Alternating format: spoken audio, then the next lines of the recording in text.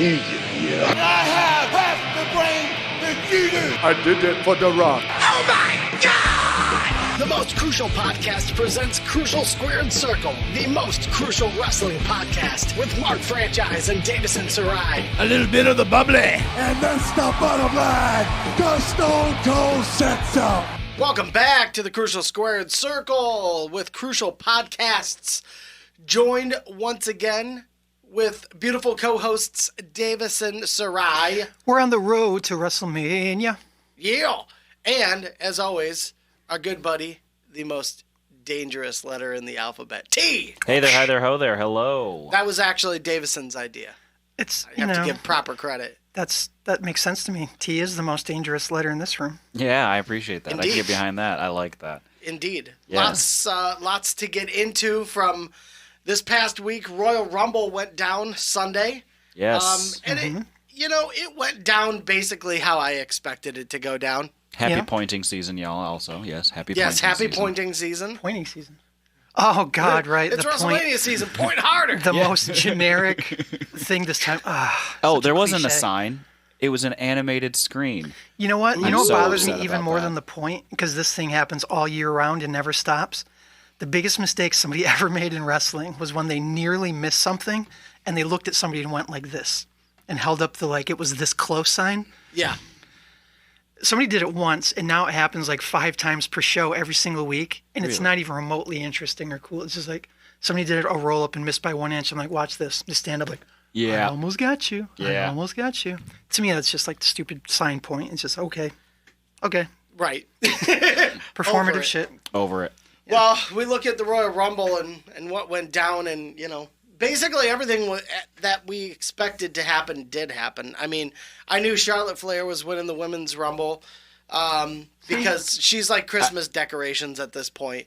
It's WrestleMania is coming around. We got to roll out that big Charlotte Flair victory. Yeah, she's always the safest bet. Yeah. I didn't anticipate it. Yeah, I didn't know who to anticipate, which I like. I like going in not really knowing.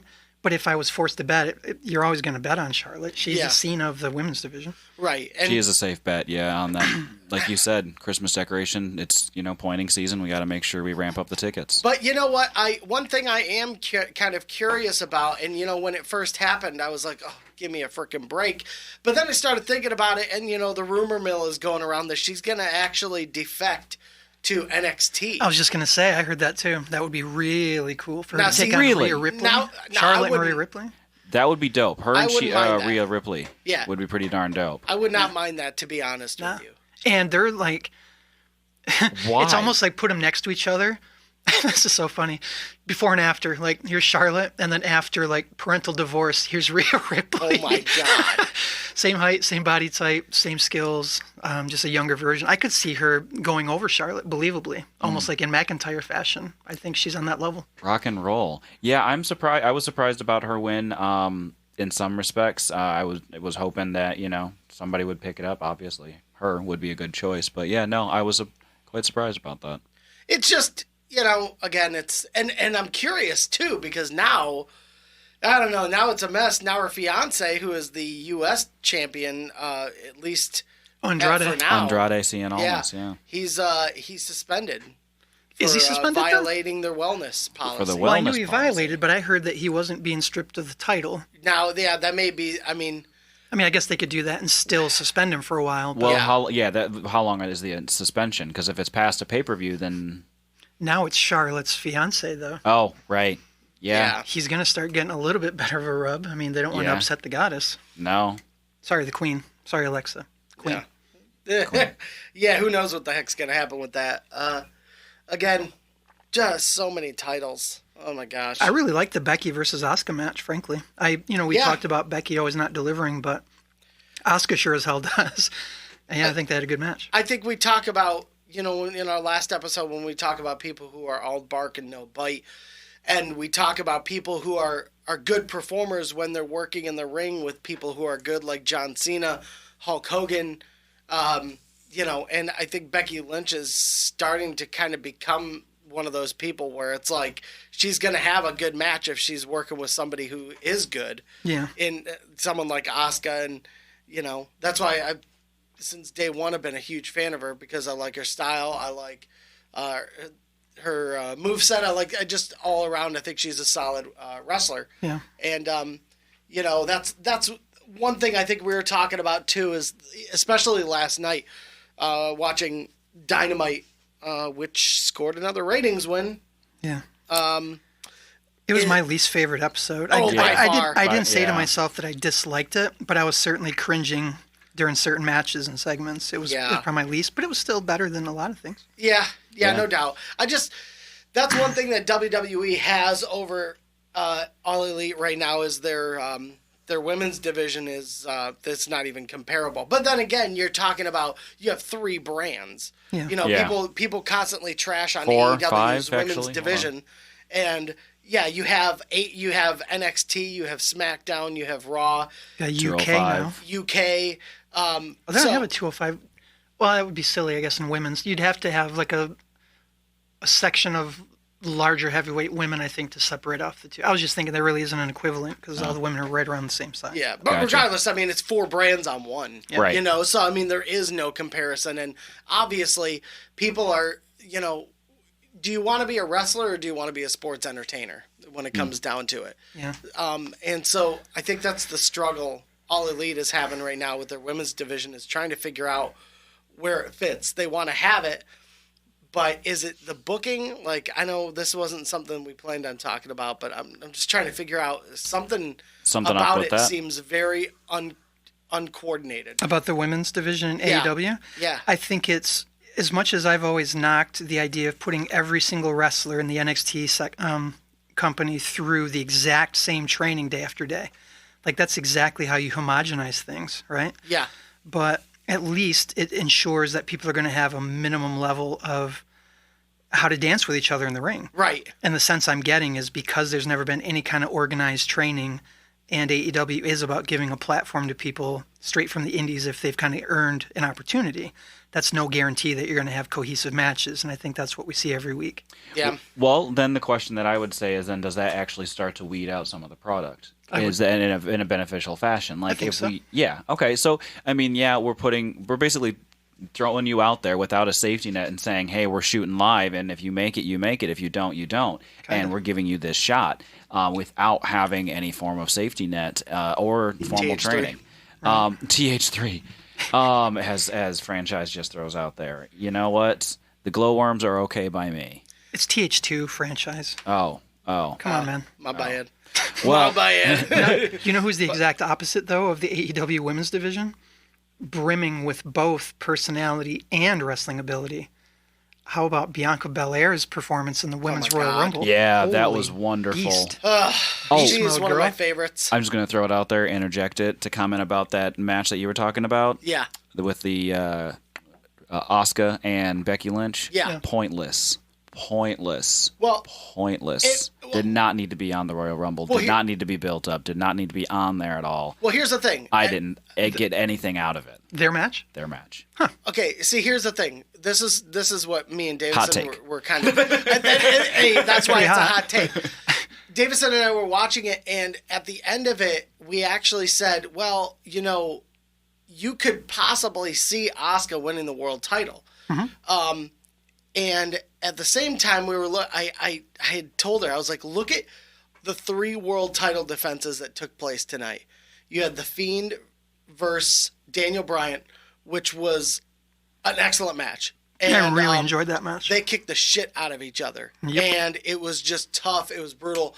You had Asuka against Becky Lynch, who you were like, I'm thinking, we may see a title change here. I like Asuka because her matches are violent. Right. You know? But when you look at the SmackDown, where you just have Bayley, who's just like melancholy, going out there facing Lacey Evans, that was a mid-card.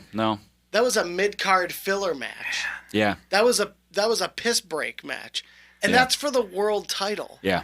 So when your world title match is a piss break match, what value does that title have anymore? The reason, though, that it's become the piss break match is because, once again, we had Bayley.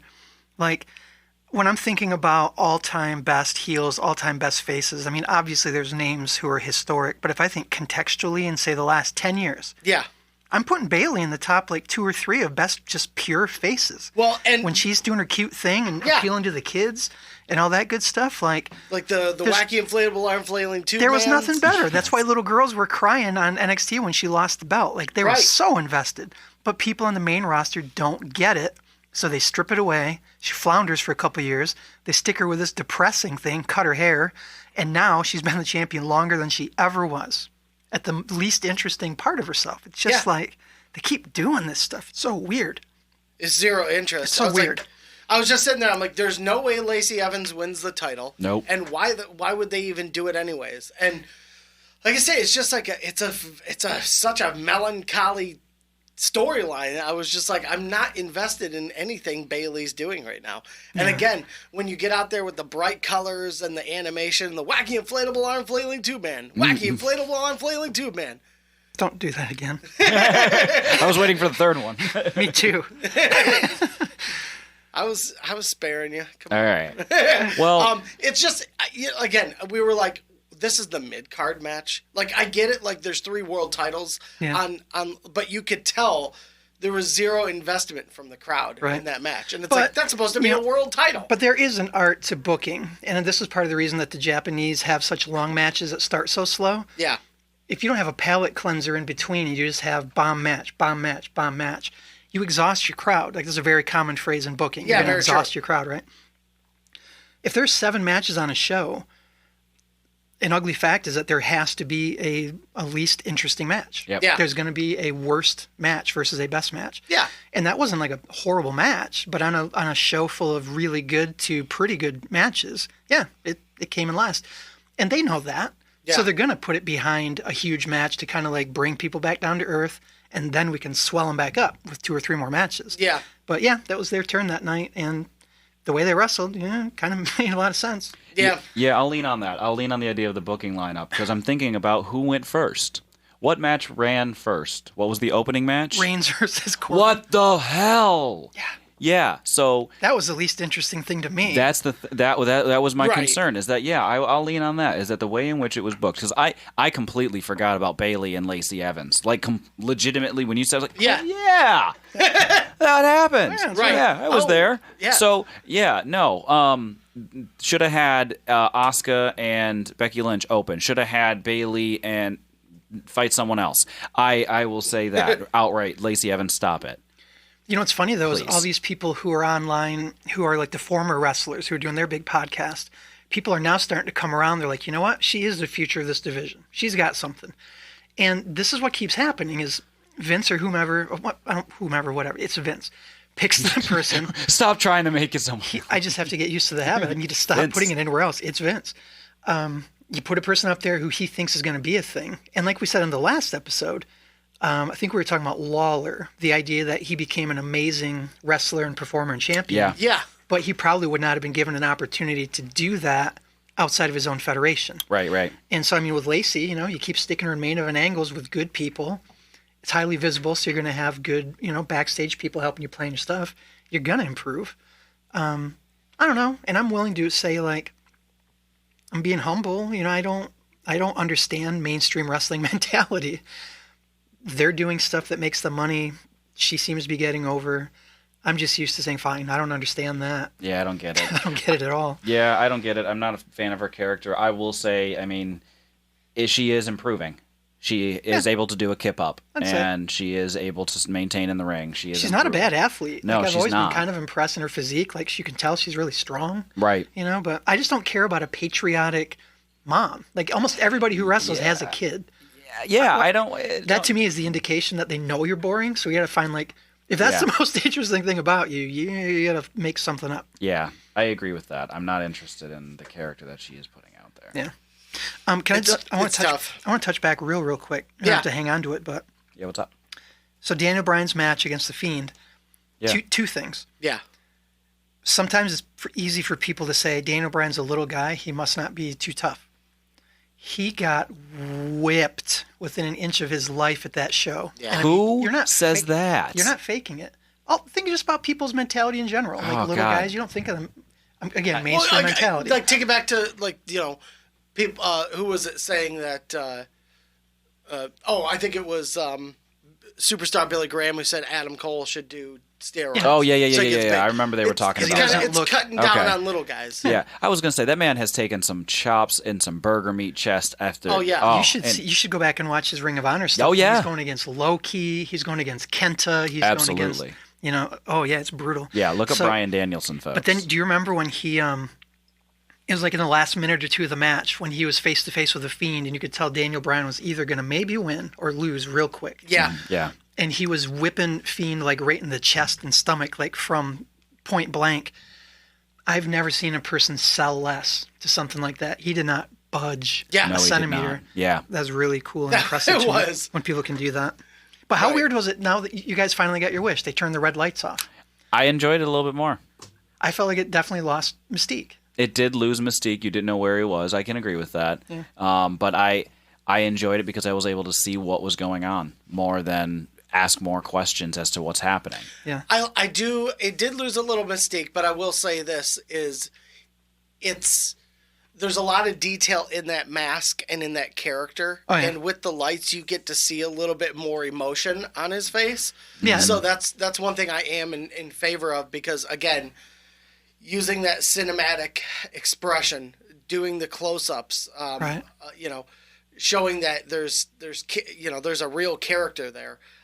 That's one of the best creations that they've had in a long time. Yeah. Is that character. Well, and if you it's kind of like a classic throwback to, classic slasher horror, right? Yeah. And if you think back to how those movies work, it's almost always bad, makeup and it's bad costuming. Yeah. But when you want to scare somebody, you just show these quick, violent little quick cuts and you see glimpses of Michael Myers. You see Yeah. glimpses of Jason Voorhees. In this match in broad daylight, we were just staring at this mask and staring at it and staring at it. And, Yeah. to me, it wasn't that spooky by the end of it. Even if they don't do the red, they could at least do something like drop the house lights to a real different level. They could yellow it to make it more, they could do Yeah. some stuff to still set it apart and still have visibility. I think they might still play with it, but I think we'll continue to see some evolution with that. Yeah. Yeah, I hope we do. I dig the mask that as well with the yellow in between. Did you all notice that the scabbing? That was a good touch. Yeah, the well details done. are crazy on Yeah, that. that belt sucks though. The $6,500. Yeah, it's really weird. What the hell? Can't don't cost get that it. much unless it's amazing. Capitalism never lies, man. Yeah, I got a bridge to sell you. So how do we feel? Are we all pretty happy with McIntyre winning? Yeah, No. when I was sitting What? there, really, Pish posh. Wait, before we even get into it, let's at least say this. How fucking epic was it, though, when McIntyre got to the ring?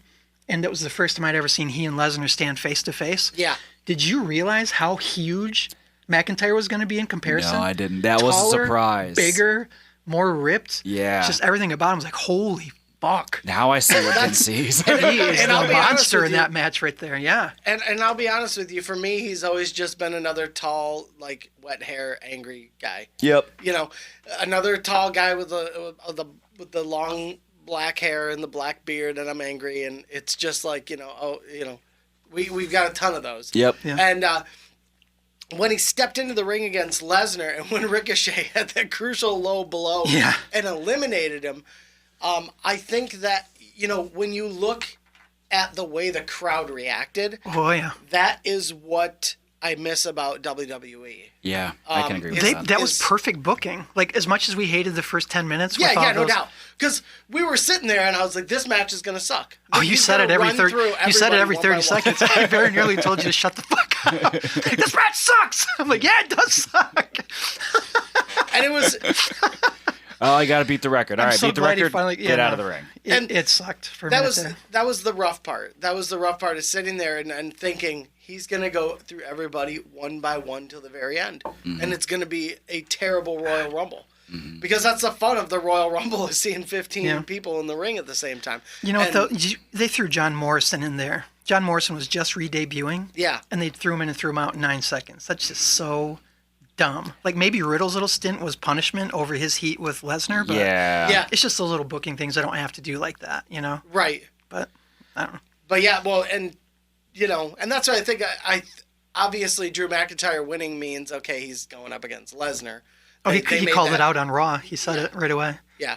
So that's and we obviously can tell what's about to happen. Lesnar's going to beat him. Yeah. Probably. I don't Yeah. think so. No, I don't They think know they so. need to create people. Yeah. And, I mean, you said it. You saw his response that he got when he won. Yeah, I think that they, from what I had heard, that there was talk of there being an audible called halfway through the match. I don't know if it was tied to AJ's injury or not. I'm guessing that was part of it, but I don't know whether or not Drew McIntyre was earmarked to win from the beginning. I heard that there might have been a plan for it to be Aleister Black.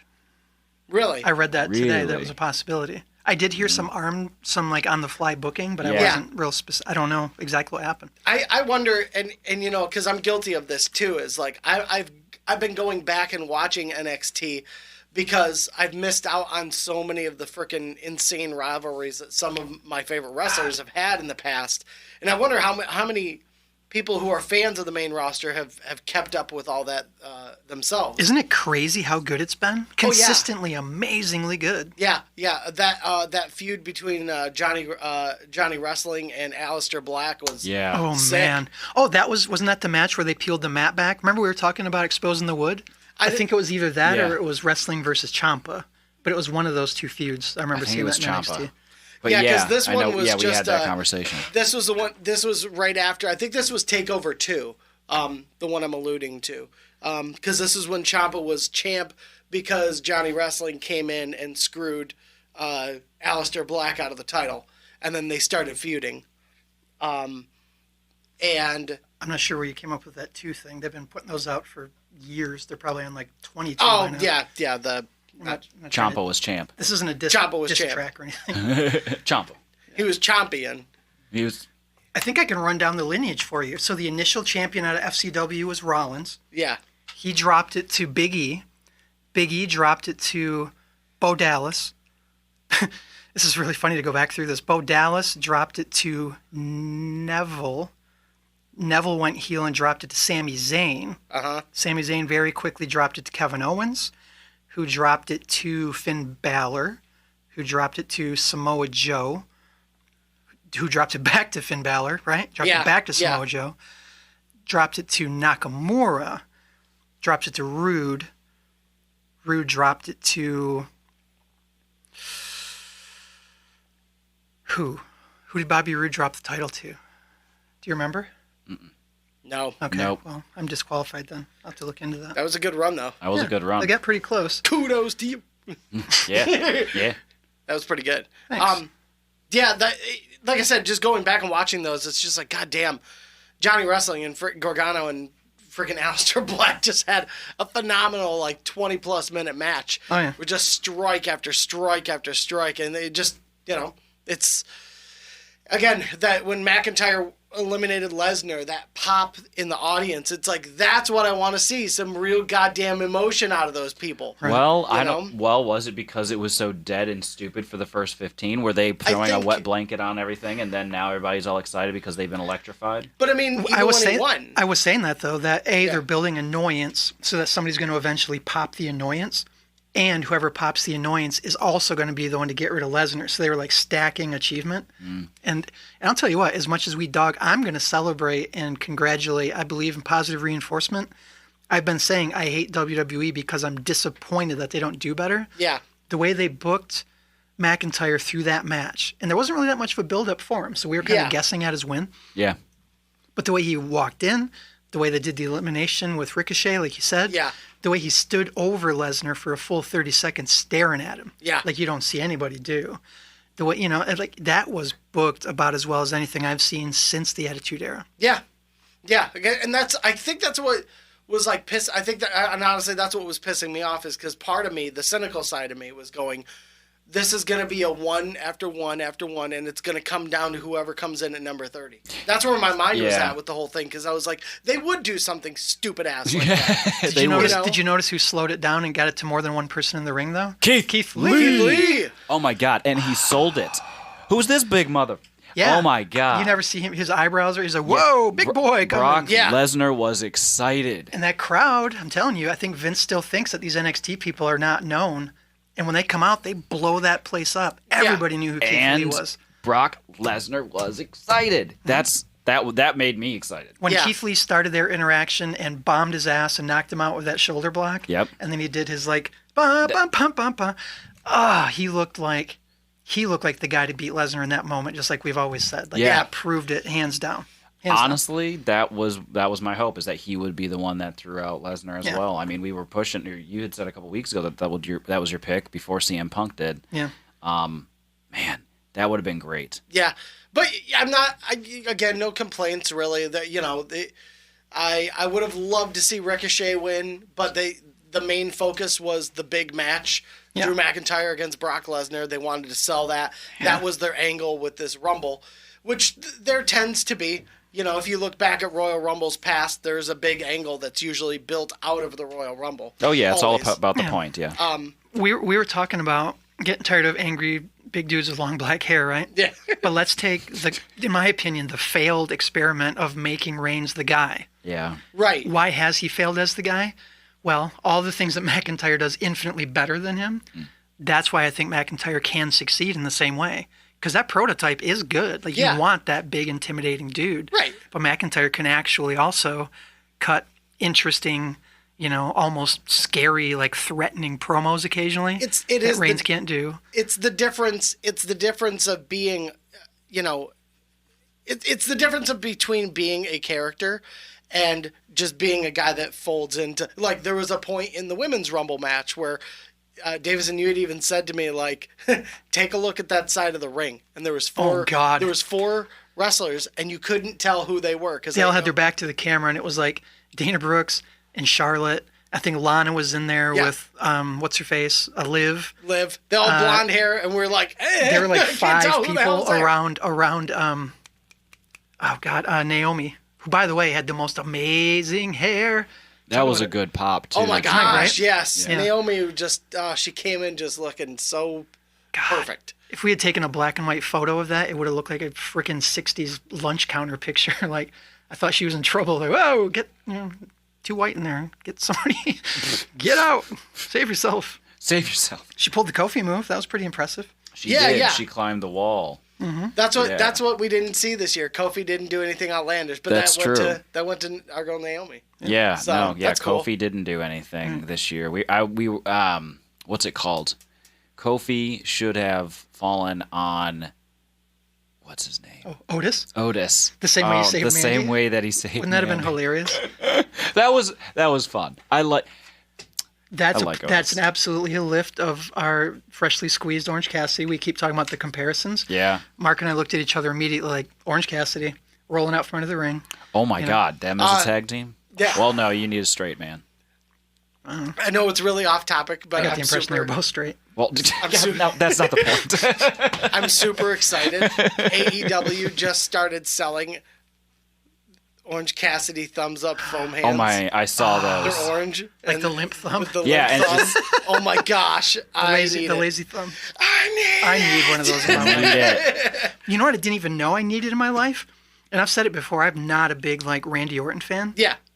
I never used to be an Edge fan either.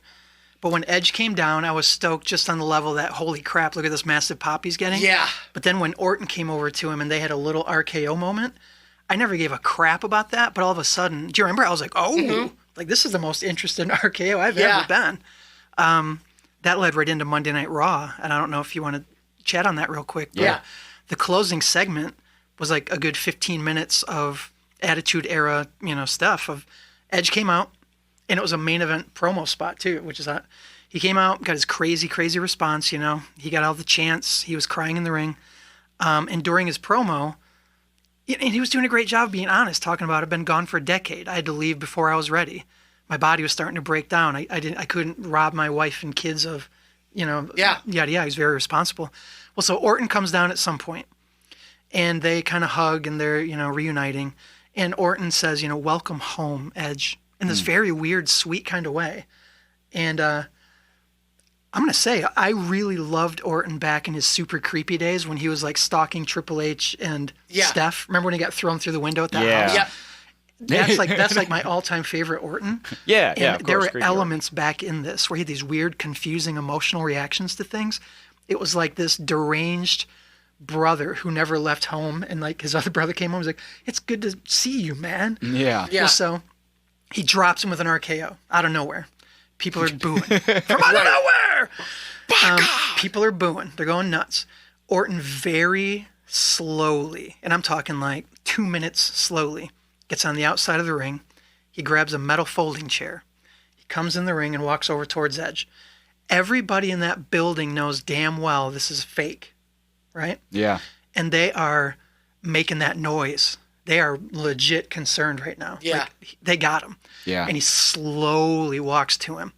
And it's like you're saying, just, please don't. Whatever you're going to do, don't do it. Yeah. And painfully slowly, he leans down and opens the chair up and slides it around his head. Like he's going to do the stomp and break his neck. Yeah. And people are freaking out.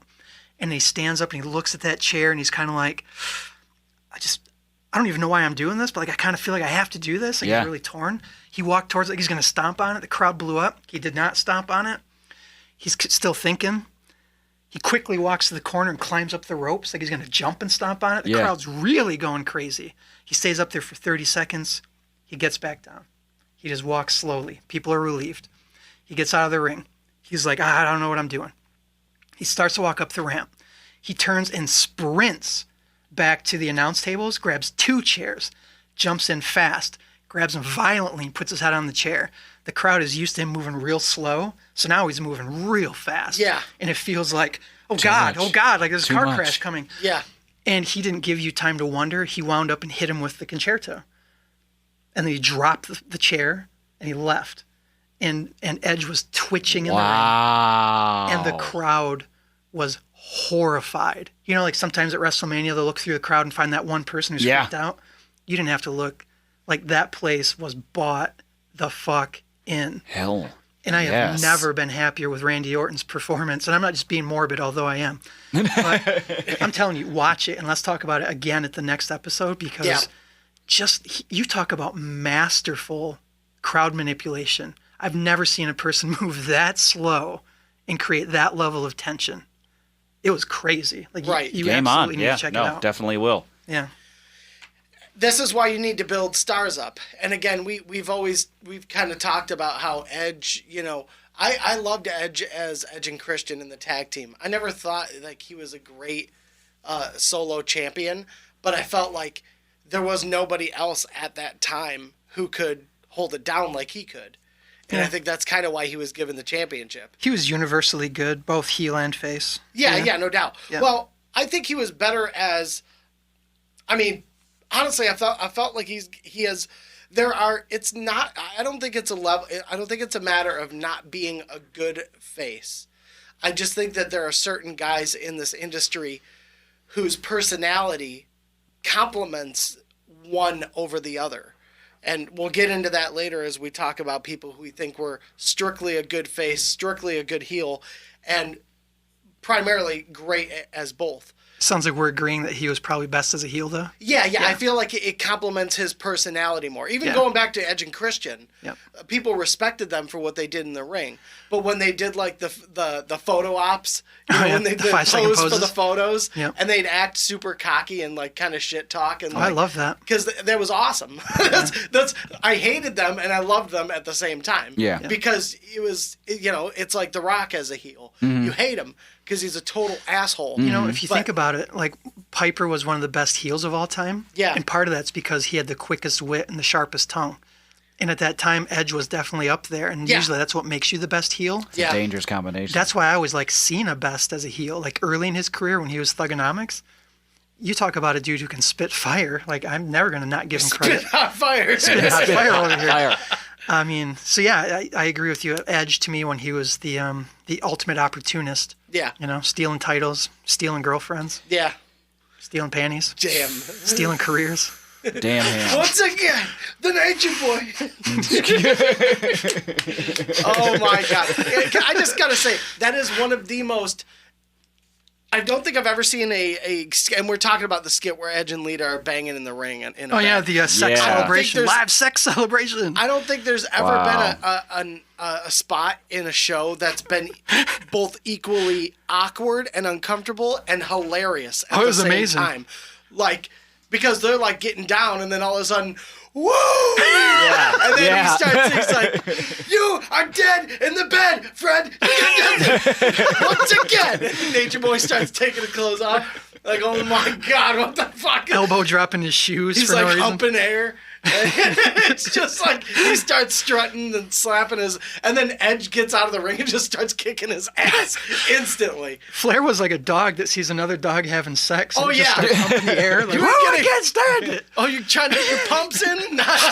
Move over. Hit my music. For real. Oh my God. I'm going out there. But yeah, and then Cena comes from out from under the bed or some shit. I can't even remember. It was just fucking crazy. I tell you what. Wrestling.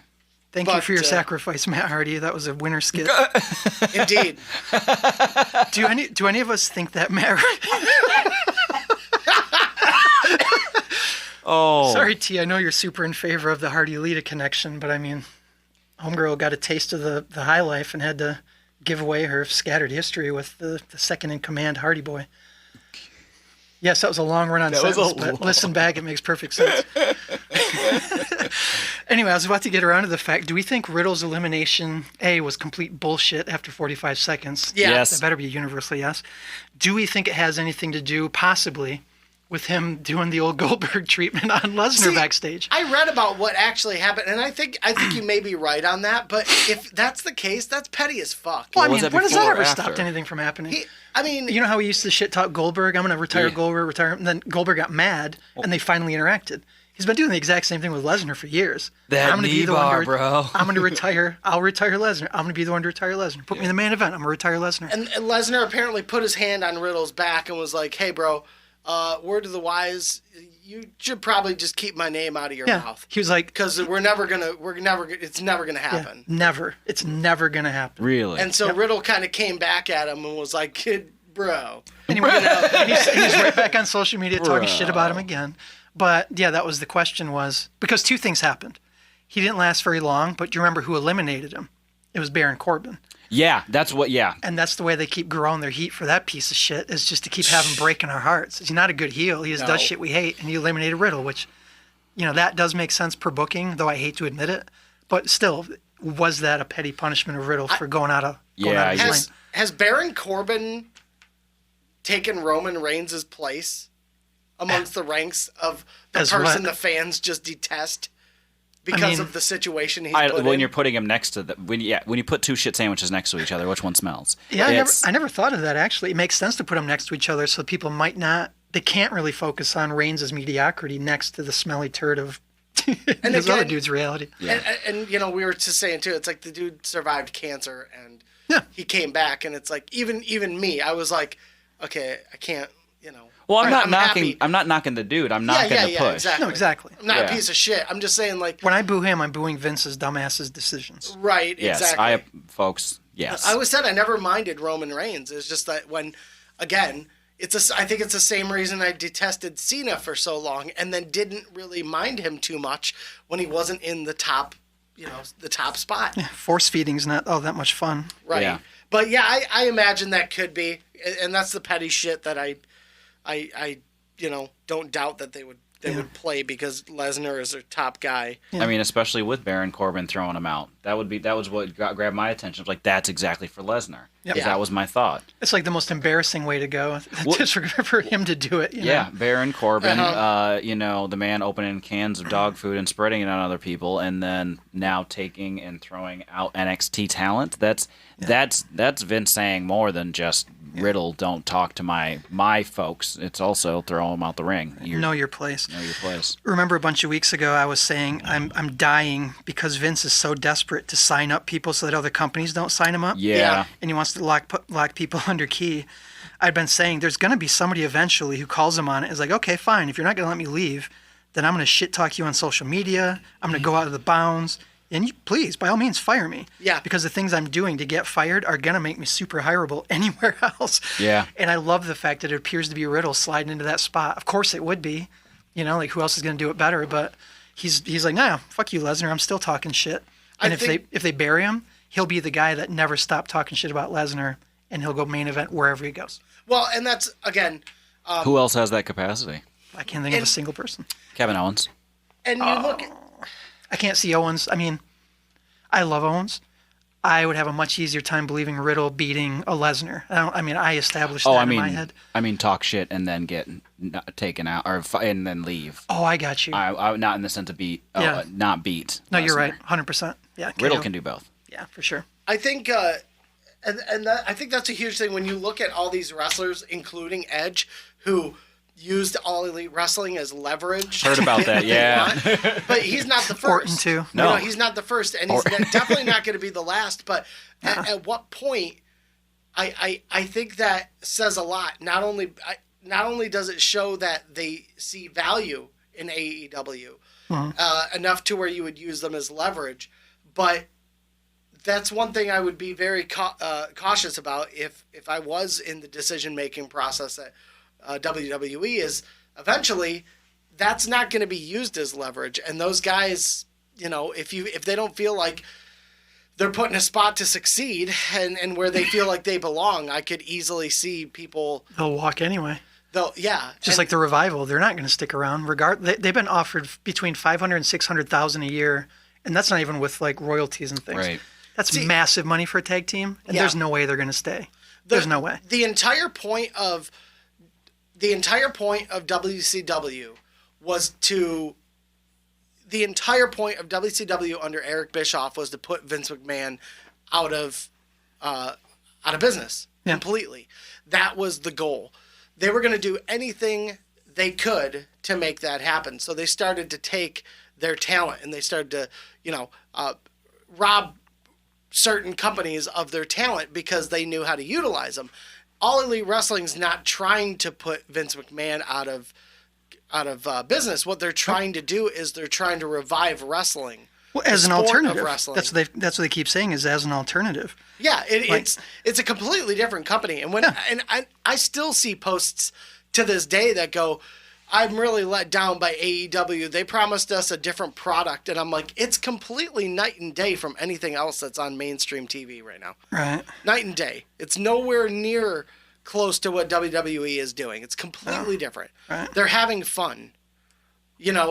Every single week you go out there and you can tell these guys are all having fun. They're not under script. They're not under storyline. They are, but they're winging it and they're having fun. And, just like last night, Santana, yeah! That reaction alone says it all. The inner circle is consistent hilarity, man. Oh, yeah. And not even just with Jericho anymore. The rest of them are they've caught on to the Jericho vibe. They're getting pretty funny. Oh, yeah. Sammy Guevara. Yeah. I thought that was very funny that Sammy Guevara rolls in to Royal Rumble in a Fisher-Price tank, and then Blackheart does the same exact thing the next Wednesday on NXT. Yeah. Like, gee, where'd you come up with that one? Right. Weird. Yeah. So another weird thing that's apparently happening that I don't understand why they're doing this. Apparently, they're making a movie about the Von Erich tragedy. Tragedy or tragedies plural? I guess several. tragedy is plural, but it's just like... Or the family as I just a whole. look at it as a tragedy. The never-ending tragedy that is the Von Erich family? Yeah. I mean, they're cursed. I mean, I wouldn't... I would say, you could on one hand say that they're cursed, but Kevin Von Erich is doing really well. And we were even talking to a friend last night. Yeah. I told him that Kevin Von Erich lives in fucking Hawaii in this lush rainfall, this waterfall, this beautiful. And he's like, I would never imagine him living there. And I'm like, well, you'd want to get away from anything Southern. Yeah. Or yeehaw-ish. Right. If you had been through what he had been through, It's like I'm glad he got there. If there's a human being who deserves some respite and to die in peace, it's Kevin Von Erich. Yeah. Because he's the one that made it out, but he lost 4 brothers in the process. I think that's the biggest shocker is when he said, I used to have 4 brothers and now I don't have any. Yeah. And then his dad died not terribly long ago. Uh-huh. He's the last remaining man of that generation. Isn't he still wrestling for MLW, or is that someone else who's using his names? Those are his kids. He has 2 kids. He's got 2 sons. Okay. And I personally, everybody's going to do what they do. If I'm Kevin Von Erich and my whole life was ravaged by this industry. Absolutely. I would beat my kids into submission and never let them wrestle. Absolutely. No. I would go to jail for child abuse before letting them wrestle. I agree. And their adults are going to do what they do. And you're not.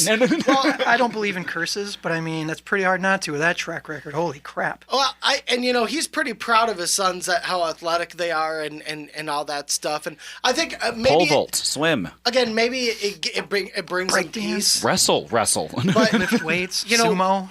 On one hand, On one hand, when it comes to the Von Erich movie, on one hand I go between Dark Side of the Ring and also the Triumph and Tragedy of WCCW on the WWE Network. That basically tells the whole story. Like, there's nothing new or more that they could talk about. My question is, who's paying for and who's profiting from the new movie? Well, I was gonna say, you got to imagine Kevin Von Erich's gonna be bringing in some heavy freaking loot for that money. Because in those others, that would be the reason for retelling it, not to clarify the story, but for him to finally at least profit from his own fucking story. Well, because like the Dark Side of the Ring, you know, you could tell there was way more. It was way more personal than the Triumph and Tragedy of WCCW.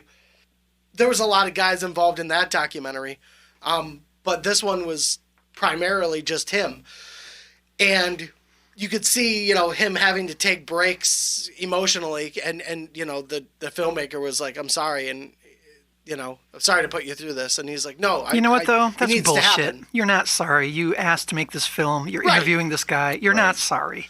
Right. Come on now. But even Kevin said, no, like this, I need to do this. It needs to happen. Because if he doesn't cope with it, it's going to kill him. It's going to tear him apart. And he's already been through so much as it is. Yeah. I don't think if he didn't want to do it, he wouldn't be doing it. No, I agree. And it is therapeutic to do it. I just don't like that. I don't like the indecency. I don't like the indecency of people like reporters and people who are paid to invade your privacy during your worst moments saying, "I'm sorry, this must be really hard for you." Of course it is. You know that. That's why you're here. Yeah. I just hate that aspect of that profession. You're capitalizing off of this human emotion right now. People are racing to the scene to be the first to report on this horrible tragedy. Like, well, it was the same thing with Kobe Bryant dying. TMZ reported it before the police even reported it. Yeah. And again, I think that's really shitty, especially me working in radio and how TMZ has become a source, a reliable source because of you know who they are and what they do. But you know, there's a point where you got to do the right thing and you got to have some class. And you know what though? Do you honestly think that if they hadn't busted the story early, that it wasn't going to get busted early? Like if it wasn't them, like they're not the only ones trying to get there first. No Everybody's doubt. trying to get there first. Yeah, no doubt. It's just like, imagine, you know, and I can't, you know, I couldn't even imagine this because Kobe Bryant's one of the most popular athletes of all time. But imagine you're his wife and you found out through TMZ that your husband and daughter died rather than the police. Right. Now, I mean, at the end of the day, does it really matter? I think it's just the principle of the thing. Like, you don't even know for certain. Like, the police and the EMTs are there to do their job. Yeah, the trained professionals to actually tell you what's going on versus someone hearsay supposedly said. Yeah. But yeah. Just a bunch of people who want clicks. Yeah. When it comes down to it. Well, I mean, welcome to capitalism. If you're going to be in journalism as a capitalist, it is a job. You're making money. Yeah, and no in doubt. the entertainment industry, the more ads you sell, the more money you make. So, of course, it's clickbait galaxy now. I'm just super, I mean, I guess I'm super careful when it comes to news and stuff that's breaking. Like, I have to be super careful. Well, you're a very conscientious person, you know? Most people aren't. Yeah. Well, it's also a reflection of our age, not in the sense of our actual age, but the age in which we live. Yeah. No doubt. That's what I'm saying. I mean, folks are more focused on the idea of getting the information out and not asking the question whether or not it should or whether or not it's accurate. Right. And it's very cynical, but it's very like pure too. There's no question of morality. It's just a race. Here it is. Yeah. Y'all seen the movie Nightcrawler? I was just writing. Yeah, so that movie that captures it in a nutshell for me because I'm like, So by the way, watch that movie. It's free on Pluto TV if you're so interested. You son of a bitch! Why did you turn me on to Pluto TV? Have you seen the movie, Mark? Have you seen Nightcrawler? Yes. Yeah. Okay, my gosh. Pretty great. T tells me about Pluto TV, and I'm like, okay, I'm just gonna watch 20 episodes of Unsolved Mysteries. Oh Christ! Great. Not a sponsor. So does that mean we've taken on a sponsorship now that we're talking about it again? Or? Until they pay us. Well, Nope. Unless they start running ads for the Crucial Squared Circle on send an their email. TV. That's the thing. We're in the quick phase of quick send-outs, and that's a problem, I feel, like, when it comes into also editing. That's just another thing that just irks me and gets under my skin, is that more often than not, as I said before, it's getting the information out there without correctly viewing your facts or editing your information or reviewing what you're putting out there. And then also asking as to whether or not it should be out there at your hand, not someone else's hand who may be a more steady and or trained professional who has to follow the proper chain of protocol. Yeah. With the whole Kobe Bryant thing, that is unfortunate as all get out that his family found out from TMZ. From my understanding is that TMZ is a cluster of folks who do, yes, have in paid gigs that do the reporting and whatnot. But the other side of it is just whoever shows up first and takes a picture gets paid for the picture. Yep. So it's just a freelance kind of aspect of it. So it could have been anybody and everybody who was driving by happenstance took a picture and then tumbled out. It's on the news. Yep. So yeah, to find out information from the news source rather than from the confirmed individuals who are supposed to be taking care of the situation, right? That's a whole new age. Have either of you ever heard of a guy named Robert Anton Wilson? No. He's kind of a combination philosopher, writer, kind of satirical. He's just one of my favorite people in American history. He was born, I think, in the 30s. Just lived a really weird kind of nomadic life through California. He was in his 30s and 40s during the acid explosion out there. He was friends with like Ken Kesey, Alan Watts. Yeah, okay. That whole crew of people. Yeah. Kind of like the... I just watched a thing on Ken Kesey the other day. Oh, did you? Yeah. So Robert Anton Wilson was an editor for Playboy at one point. He was also writing books about like quantum physics and mathematics. He was into anthropology, world religions, like drug culture, et cetera, et cetera, et cetera. But one of the books I read was written in the late 60s, and he was talking about a prediction of technological evolution. And he laid out this timeline that showed, like, from the creation of fire to the wheel was however many years, thousands of years, right? And if you compress that down to, like, 1 unit of, like, technological evolution, you could then say, okay, well, then how much time was it until the next equivalent of that creation and the next? And it goes from thousands of years to hundreds to tens to singles to days to hours, to minutes. And he predicted this, 50 years ago. So what he said then is really what hits me. Eventually, technology is going to advance infinitely faster than our ability to evolve morally. You're going to be given so much power and so much ability to spread information. You're not going to have the ability to consider if it's good, if it's going to harm, if you should, like you're saying. Yeah. It's almost like giving a little kid an AR and just giving them more and more stuff. And being like, please be responsible with that. Yeah. There's no way. Yeah. And so, racing to the scene, it seems disgusting, but it's only because you're looking at it from a moralistic standpoint, which we should as human beings. But that's just purified capitalism, and you can get it at click speed, which, hello, the internet. Yeah, Tweeterverse. That's part of what shortened our, attention span. So, everything is going to speed up, even that kind of disgusting murder porn. And who is this guy you were talking about? Robert Anton Wilson. Robert Anton Wilson. Say that again. Robert Anton Wilson. Anton Wilson. R.A. Wilson. My favorite book of all time is called The Cosmic Trigger, where he explains the idea of like interdimensionality, the potential for either alien visitation being misinterpreted as angels in some cultures, as UFOs in some cultures. Yeah. The notion that they could be interdimensional beings, which also means that if you're into the fourth, we always theorize that fourth dimension means time, which could mean that we have future generations coming back through time to further our evolution, per the idea of Prometheus grabbing fire from the gods and bringing it to the humans. There's all this real cool anthropological information that if you lay over African history to like South Asian history from a different era, you find similar hieroglyphics. Yep. Yeah. You find similar, theological information. So he was like on top of all of that stuff. And he was an acid head. And he wrote for Playboy. And like he's the most fascinating guy I've ever read from. Well, I mean, even in 1993, Dr. Ian Malcolm, he said, in talking about the progressions we were making, even in the, in the field of evolution. Yeah. And, he said, scientists are so preoccupied with whether or not they didn't stop and think if they should. Yeah. Right. Dr. Ian Malcolm is just, he was ahead of his time. Yeah. Yeah. This is the last thing I'm going to say on that topic, Hot but dog. I think as a wrestling fan and a consumer of media, it helps to be aware of how your neurology operates and how your society indicates what your attention span is allowed to be. Yeah. It just kind of like, I work with kids and their families a lot. And it's very common for parents to ground their kid off their phone for anywhere from a week to a month to whatever. Because in that parent's time, even 10, 12 years ago, it's just a phone.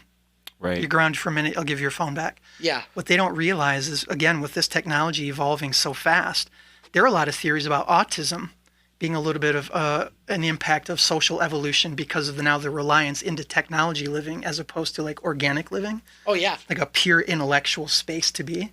If you know autism, that makes a whole lot of sense, you know?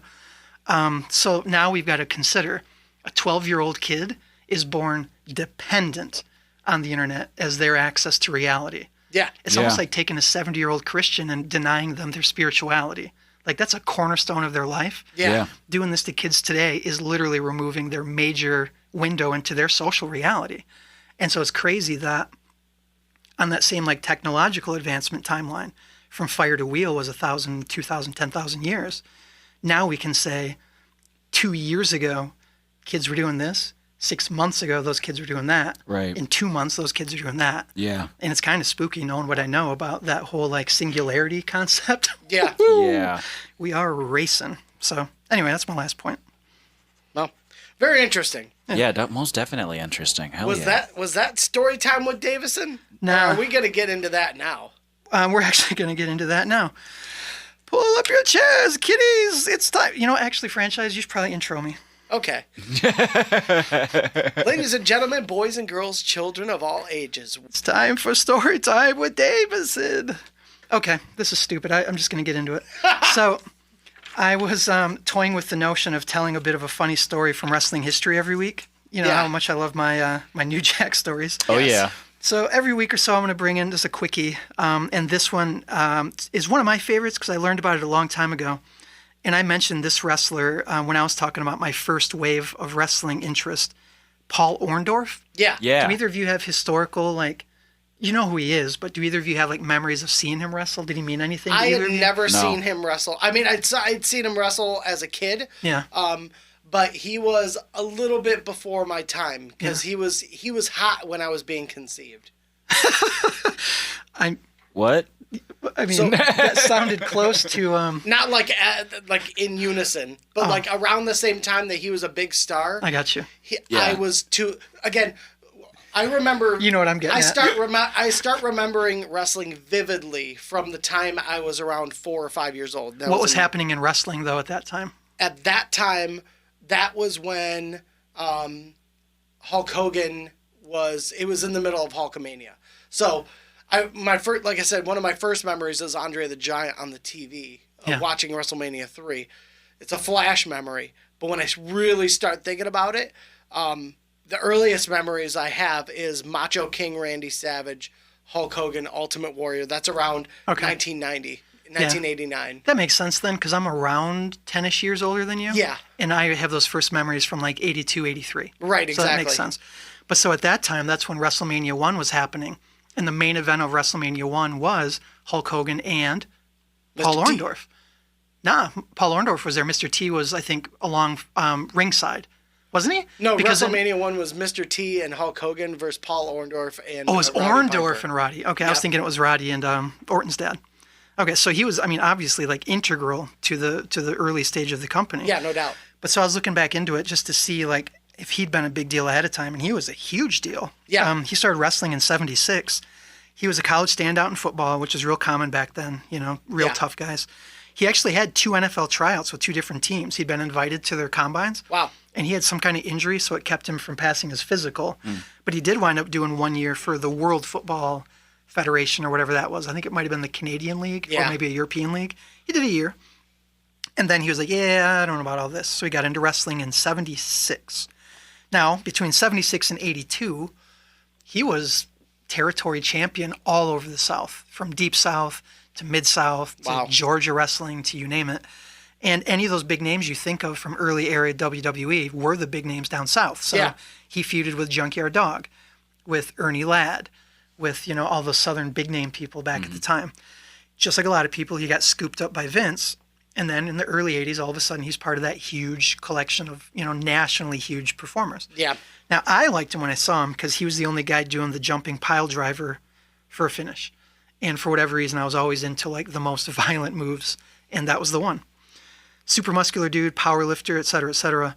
Now, once he heel turned on Hogan, they had a big money feud through about 85 and 86. Yeah. That's when he turned on Hogan. They went on for about a year, and during that year, Orndorff hurt himself pretty bad. His right arm got injured. He didn't stop to get it fixed because he was on the money run.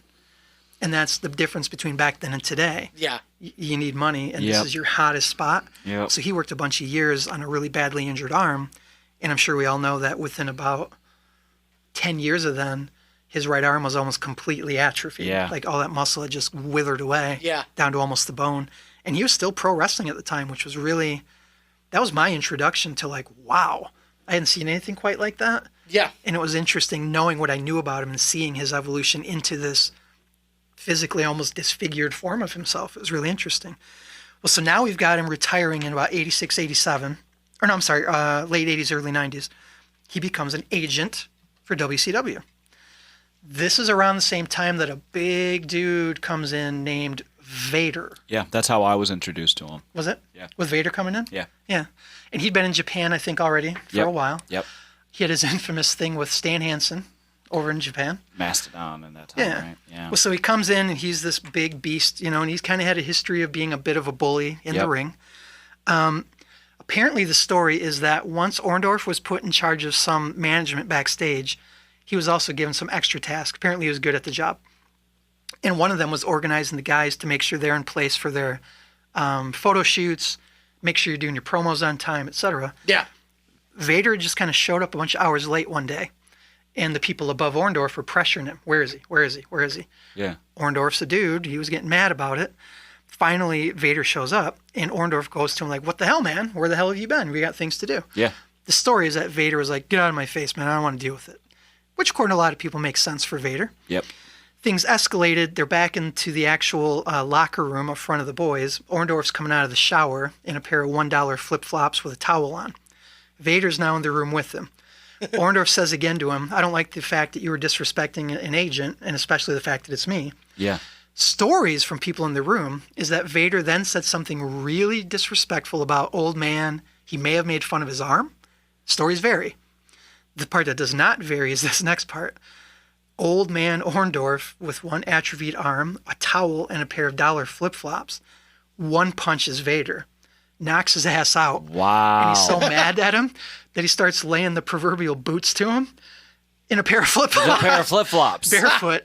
And, I mean, anybody I've heard tell this, they're like, man, it was crazy. Like, people were almost scared to see that a human being could do that to a big guy like that. Yeah. To the point where they almost didn't want to intervene. And I'm sure some of them didn't want to intervene because Vader probably roughhoused him in the ring. I mean, yeah, he's getting his receipt for something. But that's the story, and apparently it really, really humbled that dude in WCW and kind of affected the way that he was seen and booked after the fact. I just love that story. I don't like bullies. Yeah. No, And I don't like bullies either. The visual, though, dripping from the shower, towel, 99-cent shoes, fuck you, knockout blow, barefooted stomp out. Stomping on the back of his fucking cranium. Mark, you're a big fan of Vader. You brought him up a bunch of times. I'm a big fan of Vader as well. Are you both? Yeah. Did it ever affect either of you, those stories that people had about him just like potatoing people in the ring all the time? I hate that shit when I hear that. Yeah. I don't Yeah, like that. it's I mean, again, it's not me, but, and then, he's definitely not the kind of guy I would want to work with if I was a wrestler. No. Someone like Mick Foley who says, hey, put some swelling under my eye, and then Vader goes out there and breaks his nose. Right. It's just... It's completely unnecessary. It's avoidable. You can look realistic without doing it. Yeah, That's why I always land on the conclusion that you're some kind of a dick and you're getting off on hurting people. Yeah. Yeah. And nobody's going to stop you because you're big. And the gross wrestling lore of, well, if you don't want to get hurt, you better not be a wrestler. Yeah. That doesn't give you permission to be an abuser in the ring. Dick. Yeah, no doubt. So, I don't know. That's part of the reason I've always had a sour taste, I think, because of that. But, Boy Meets World's a great show. What's that? Boy Meets World. I hear Vader was on there once. Yeah, Father Yeah. Stakino. Yeah. His son writes great poetry. I think that's really beautiful. Yeah. Nice. Well, so anyway, yeah. Topanga! Moral of the story this week, kiddies: don't disrespect your elders unless you're ready to beat the shit out of them. In For real. flip-flops. You're gonna get your ass kicked in flip-flops. That's right. Before we get into the main topic, if you have not checked out Riptide Wrestling yet on YouTube, Yeah, definitely check that out. definitely have to check that out. I think it's based in Ireland, isn't it? It's in the UK. I think it's probably Ireland. Yeah, I think so. Super interesting. It's very cinematic the way it's shot. They have still cameras. They have people who are walking around with cameras, but they're all high def. Well, they put a lot of money into their photography. Yeah, and the lighting on top of that, and the production value is off the charts. It's a very small ring that keeps the activity going a great deal, and just the visual. I think they're in a 16 ring, aren't they? Yeah, like yeah. WWE's an 20 by 20. It's a tiny kind of like house show experience. like a church, even. It's Yeah. small, and it's like rabid. It's cool for the same reason NXT's pretty cool. Yeah. It's not a huge crowd, but it's stuffed to the gills, and people are rabid. So Yeah. I bet you there are 500 people in there. And I Yeah. wonder how they book that too, because there's a lot of NXT wrestlers who are Well, it's and not independent. It's not really current. The stuff we're seeing, I think, is from like over a year or two Oh, ago. okay, gotcha. That And makes I'm sure sense. they're still going, but that's what I loved about it was at that time. That's before NXT was taking up all these people. Yeah. That's how good. That's what I've been talking about to you guys is the world and the U.S. And Japan and UK and European independent wrestling stuff homogenized together into this great blend. And so you could have back then NXT people now wrestling against AEW people now, combinations of the two. Did either of you watch that real fun match, the 3-on-3? Yeah, the tables. Mustache Mountain and Pete Dunne. We watched versus that together. Colt Cabana, You were telling me about that the other the day, world's cute franchise. Joey Ryan, and Candice LeRae. Yeah. And that's one of those things where Cornette and Booker would lose their absolute minds because it was tons of dick grabs. It was tons of stupid You were jokes telling me about. about that. Yeah. Yeah. I don't think I've I mean, I haven't laughed this hard in a long ass time, but like when Colt Cabana gets furiously angry that the dude won't touch Ryan's dick. He gets in the ring, gets in his face, and he's like, "You better start touching dicks right now!"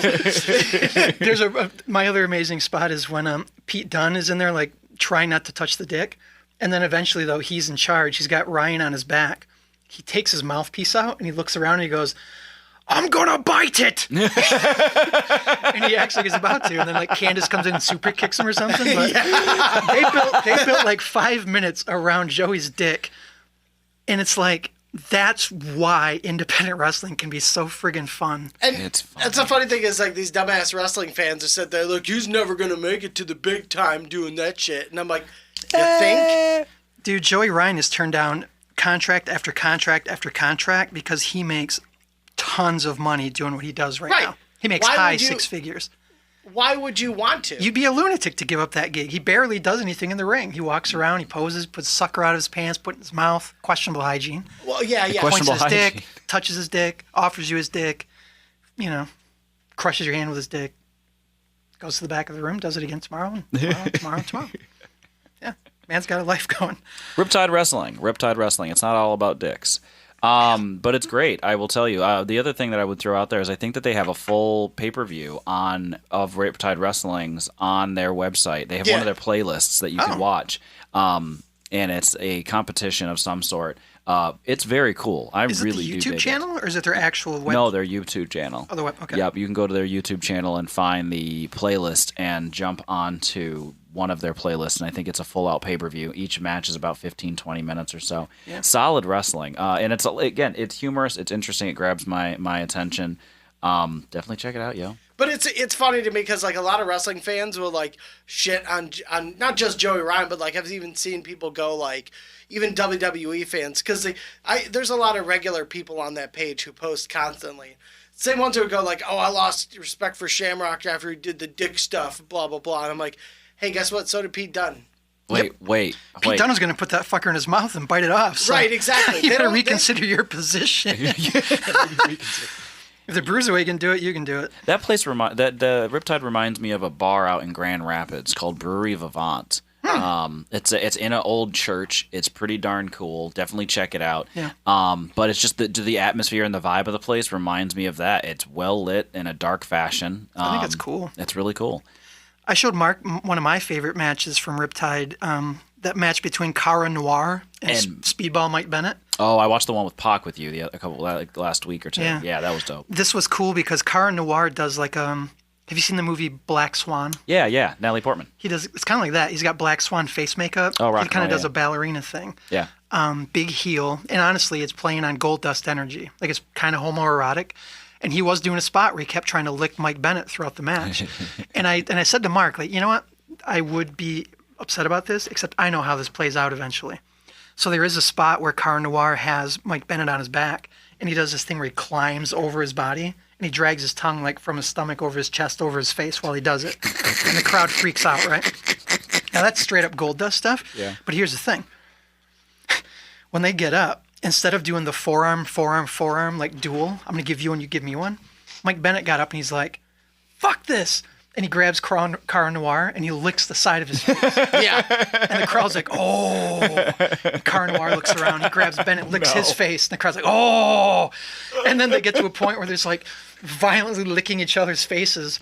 Cara Noir pushes him away, super kicks him in the head. Like it's Wrestling. Just, That's I don't funny. have a single problem with that. Well, here's another thing, and we're talking about the contrast between the federations as well. You look at that. You look at the difference in that, the fact that they were doing that, Yeah. and the fact that the crowd was not, they weren't like, oh my God, that's disgusting. Like they weren't turning on him because he did that. They were like, oh shit. Yeah. You know, they were drawn into It's it. the same way that people buy into Orange Cassidy's crushing, violently dangerous kicks. Right. I don't want to be hit by those. Same. That's what I'm saying. I don't want to lick That's why I just Cara stay Noir's away. face either, but they're both options. That's why I just stay away. Just lean back. I'm like Fat Joe out here. Definitely, yeah. But Riptide's you know, tough. just the fact that the crowd wasn't demonizing him for being who he was. Yeah. They embraced him. Oh, you know why though too? I remember. Did you notice there was one flag hanging in that room? Yeah, it What was a was pride it? flag. That's right. Did you notice that? There's a pride flag hanging in that room. It's the only It's flag over up. the balcony. Oh, I didn't see it when we were watching that pay-per-view. And that actually Or makes that sense match. because if you don't pay attention to the news, Ireland has quietly become just about the most progressive country on the planet. Mm-hmm. They're one of the first to legalize marriage. They were legalizing a lot of like transmedical care, as I recall. Yeah. And I think it's amazing. And it was the same thing too, like when we were watching the Rumble during the Women's Royal Rumble, and you know, homie comes out, you know, in drag, and it's everybody is, you know, I forgot about Santina. yeah, Santina. Like as soon as it happened, we're watching and we're like, Seriously? hey. In 2020, man? Seriously? And I mean, I think I remember saying like, this is why we watch AEW. Yeah. Because again, there are things that are a part of AEW that aren't. They're not put. I guess It's not a joke. it's not a joke, and they also don't like. They embrace everybody's differences over there. Yeah. And they don't use it as a tool of ridicule, and it is what it is. It's full acceptance. It's like, okay, this is who you are. Yeah. And then you have something like this, WWE, where Vince says this is a great idea. Well, see, You and know- here's just because we're starting to do this more frequently, here's the quick critical rundown. People can go, well, that's funny, you know, that's the guy in the women's match. That's funny. Okay, why is it funny? Why do people do drag, and why is a majority of drag comedy? Because at the heart of it, it's still masculine energy, masculine mentality, co-opting femininity in such a way that it characterizes femininity, you play up the funniest qualities, and you make it into a joke. That's what it is. Right. So when you got Santina coming down, it was already in poor taste. But now we've got towards the end of the match in 2020, the most progressive we've ever been. Here comes the exact same gag. And it's like, you don't need a man in that match. You don't need somebody to come in playing a joke on femininity when you're working on feminine empowerment. Right. You know, like, it's just the same old crap. Now, that's when I was like, we were both saying it. And then there was that funny spot, though, where Santina is in between Beth Phoenix and Natalia. Yeah. And they were like, we're going to beat your ass. Santina pulls out the snake, puts it on the hand, looks at them both like, I'm not going to be able to do this. Finds himself falls eliminated. out of the ring.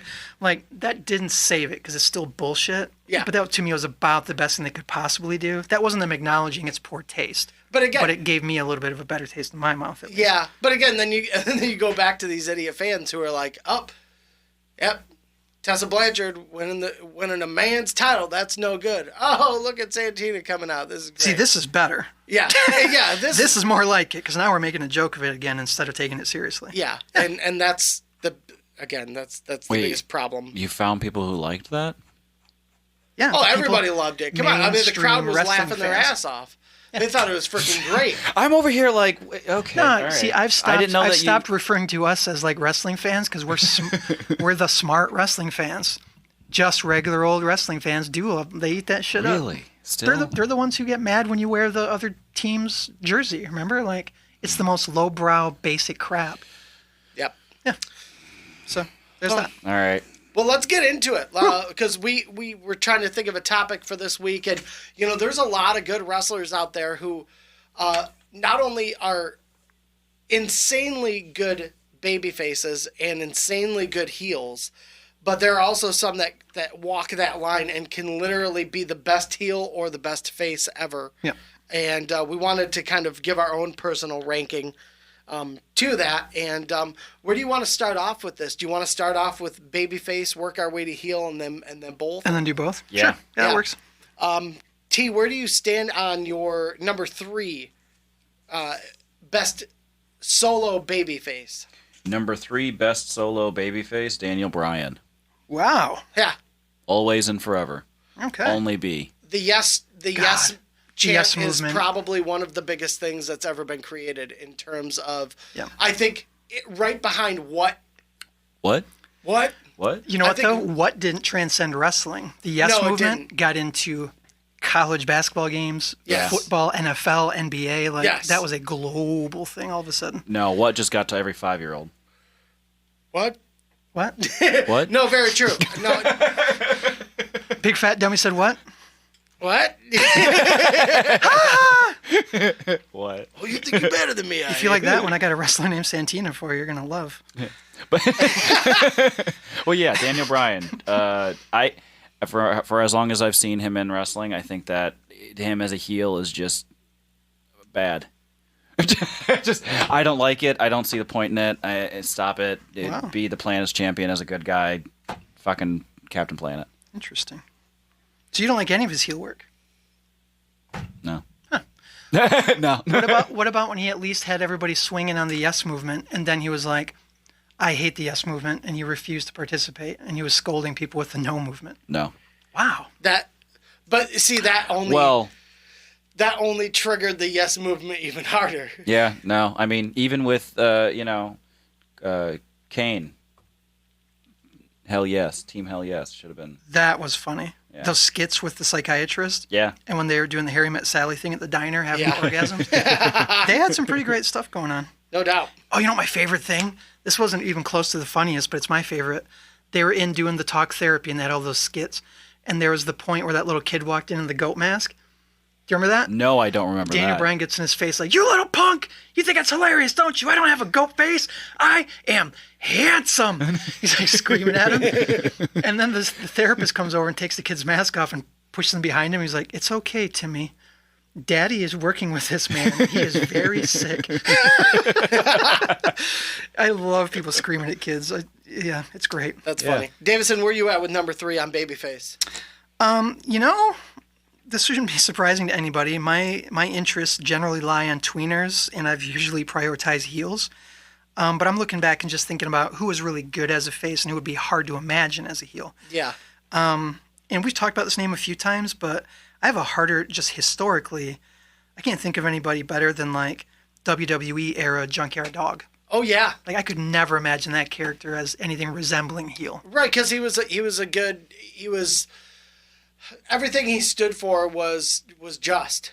Even the way he spoke, it was very elegant. He was very humble. He was, he had the religious connotation. He was just a cheerful guy. Yeah. Yeah, I don't know. Yeah, I can get behind that. Yeah, and like I mean, I was young at the time, so I think back then I was probably more into some of the feel-good showmanship type stuff. Yeah, no doubt. You know, I dropped the name the Bushwhackers earlier before the show. I would never in my life want to go back and watch a Bushwhackers match for match quality, maybe just for some nostalgia. But like, that's just like cartoon feel-good, pure face energy, you know? Best tag team in the world. Which one? There. Bushwhackers, right there. You brought that up before. I can't tell if you're being serious or not. Yeah, I still believe. You really do? No. Okay. I mean, I still believe. They were one of the big fan favorites, no doubt. You can't deny they're how great the tag fans team. loved them. I thought it was impressive that they really ate those sardines and licked each other's face. That's gross. They were the continuity that they had together was they're a good tag team. one of the best tag teams of all time. Because neither one of them were tremendous wrestlers. It was just who they were as a tag team. Yeah, That's when tag tag team wrestling was truly tag team wrestling, where you couldn't really see one of the guys leaving to be a solo star. Road Warriors. They relied off of that whole idea. You know what's crazy, though, is way before they came to WWE, they were called the Sheep Herders. Do you remember that name? They're from New Zealand originally. Yeah, That's where they're from. That's right. They're called the Sheep Herders. Wonderful. And supposedly they were crazy, crazy violent heels. Wow. Like blood match crazy heels. I'll have Really? to check that out. Yeah. Okay, The Sheep we got to Herders. check that out for sure. Yeah. And Write that down. It's hard for me to imagine. Yeah, but it then I is. have to think about somebody like Hacksaw Jim Duggan, Yeah. who's another cartoon good guy, and he was a brutal fist-fighting machine down south early in his career, too. So Can you spell that? Is it sheep herder as an actual herder, or we're like herding- hurt her? Like, is sheep hurt her? we're herding Okay. But it could be a play on words. to That's herd. what I thought it was. It was going to be a play on words. To I thought we were herd funny. with a D. Herd. Herding the sheep. Herd with purd. You better not hurt sheep. Better not. PETA. My number 3 face is probably, it goes back to a time period. Again, it was the new generation of WWE, and I don't think it got any more wholesome than Bret the Hitman Hart, which is why I put him at number 3 for strictly babyface. Wow. I did like him as a heel, but it was all based on like dividing the country. So it was never based off of like him just naturally being a good heel. It was all like, I hate America because Canada does all this nice stuff. Right. And it was kind of one dimensional. He played that role perfectly because they embraced it. It was a really weird time. That was awesome, though, because he didn't change a single word or intonation or anything he did. And the second you put him in Canada, he was Hulk Hogan. Oh yeah, He never changed anything. without a doubt. That was the thing. He didn't turn into like something else. No. Which is a credit to his ability as a performer and as a wrestler as well. Just in general, though, he was one of the all-time biggest baby faces. I mean, he was the face of the company, and the gimmick with the glasses and everything. I mean, he just had the crowd constantly. Integrity is the word I'd use with him on a regular. Yeah. Yeah, absolutely. Yeah, for sure. T, making our way to number 2 on babyface. Sting. Ooh, good one. Always That and makes perfect forever. sense. He never was. Oh, that's not true. When he was in TNA, he was a bit of a heel for a minute. Joker. Yeah. God. We need to talk about that sometime. Joker Sting. Yeah. was I need to amazing. rewatch that. I didn't get into that. I love it. Yeah, Sting as will always be to me. Yeah, because the way in which he's got that, glow of WCW always and forever on him is that he's the last WCW guy that never switched over. So I think that comes with the lore of him always going to be just this eternal good guy. He's always fighting on behalf of the fan, and that's something that I really appreciate. He was kind of like a crusader type. Like he was always pulling for the good. Yeah. Davison, were you at number 2 on that? I was weighing it out. I mean, I will say that Santino needed to be a face, and I'm glad he never wavered from. I don't know how you'd make him a heel, Yeah. but from that, for real, Santino. dude, I brought it up before. Don't you remember when he was in Elimination Chamber and Dana Bryan was champ? Oh, He was on this weird wave of popularity. I'm telling you, go back and watch at least the last 5 minutes of that match. It was super believable that Santino might walk out of that building as champion, which is amazing work by Right. Daniel Bryan. But so anyway, I was thinking of the same era, and this character was in such horrible taste, but the crowd did eventually become super supportive, and it was a great heel character. Eugene? Yeah. yeah. Talk about a mixed bag of problems and Yeah. good stuff. I mean, It's, again, I completely agree with the selection because it was, very tongue-in-cheek. very problematic to have somebody cognitively What's unfettered playing a cognitively challenged character. What's sad is that you had the ability to, what if they had actually taken a kid or a young adult with special needs and put him in the position that Eugene was in, not as a wrestler, but just as a performer. Right. That would have been such a, not only, and it's past like looking good, it's just being good, doing the right thing. Again, like you've alluded to before, don't punch down, lift people up. Well, that's also a question of inclusion. Like, we were so mad about Lana and what's her face playing lesbians. Yeah. When they have an actual lesbian. Right. There's no reason. I mean, you have tons of special needs kids out there who love wrestling. Absolutely. There is no doubt that you would be able to find someone who's passionate enough and has the ability to follow a storyline. Yeah. Basically, and instead you have a grown man who has no special needs playing a special needs character, right. which the crowd is blissfully, They don't care. Yeah, they're just. That doesn't affect them. It's just one of those things. Yeah. But I mean, clearly it's a problem. But in a way, it was cool to see how the crowd came around, like, in defense of him, because Uncle Eric would mistreat him. Yeah. He would seem like kind of sad that he wasn't being included, and he was a massive face. Did he have a world title match at some point? He may have. I don't know. I remember he hosted musical chairs. Yeah, he got a crazy wave of popularity, but so that's obviously a thing that will never ever happen again. But yeah, the fact that it did, like, the only saving grace is that he was a really great, true face for me. Mm-hmm. Yeah, where are you at? Number 2, again, not the best wrestler in the world, obviously, but one of the strongest characters of all time in wrestling that could never be heel, just because it was created to win fans over and get them excited, was Ultimate Warrior. Oh yeah. Yeah. Yeah, that makes sense. Warrior could never be a heel. He was bred to be a babyface. Well, he was bred to be a crowd favorite, no doubt. He was a heel in real life with this conservative bullshit. Yeah. Have you ever heard any of those speeches he was doing? No. He was like a quote-unquote inspirational speaker for like decades. Really? I didn't know that. And he was, as right-wing and almost radical about his nationalism. He's super racist. He was super homophobic. That's wild. I didn't know all that. It was bad news. Yeah, it was bad. So it's interesting. But that was way over his face run, right? Right, exactly. So I can imagine him as a character in heel because I saw him in real life being a heel. Yeah, but again, he would almost have to change characters because I don't know because that character was supposed to be otherworldly, and I'm sure he would have had the ability to be a great heel, but he was so one-dimensional that character could never go heel. I can't imagine how he would twist any of the nonsense he was spewing into a negative light. Franchise, I'm a big fan of your impersonations. You got a pretty good warrior. I look above to the gods, and when you look past the celestial beings of the warriors of your past, you will see that all the warriors are going to be done, and you will look up to the gods, and I will reach down, and I will pull out all the magnificent and all the feelings of the ultimate warriors. Would you do me a favor and make a heel turn promo real quick? Take a shot at it. Heel turn for me. Oh my God, how would you do? I'm trying to think how you would even do that. Oh, you stupid Hulkamaniacs! You do not know what the powers that possess of all the warriors out there, and we will crumble Hulkamania to the ground, and you will feel the power of the warriors! See? Just like that. It's not a whole lot. It's not that much of a difference. You just got to Yeah, but his face wasn't that much either. He was just a cool-looking dude who said some cool shit. And, yeah, I don't know. I bought it. Yeah. I believed you were heel turn just then. You got me. Yeah, that's how that went. That was so impressive, dude. Thank you.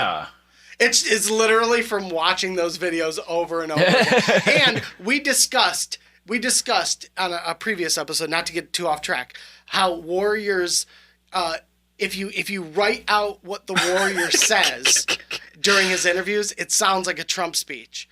In the way that words and things just jump all over the place. It does make sense, though, because he's also, as a character, think about it, the language skill he uses is authoritarian. Oh, yeah. I'm going to pull up, after this episode, because I started watching Royal Rumble 1991, And I think it was 90. Yeah, 91. I started laughing my fucking ass off because I'm like, oh my God, I was right. Because the whole thing, I'm going to show you afterwards. But yes, I have confirmed it is just like a Trump speech. It's fucking hilarious. And the next episode, I'm going to bring it back and I'm going to have it all written out so that you people fucking believe me. Okay, cool. Okay. T, your number one straight up face. I will say that, Davison, you said earlier on the name Bailey as the eternal face. Yep. And I had that on my list as well. But in deciding, I shifted gears and went with Kofi. Oh, yeah. Yeah. Yeah, eternal face. Anytime I feel like he's complaining, I hear it as whining, and I need him to shut up and stop it.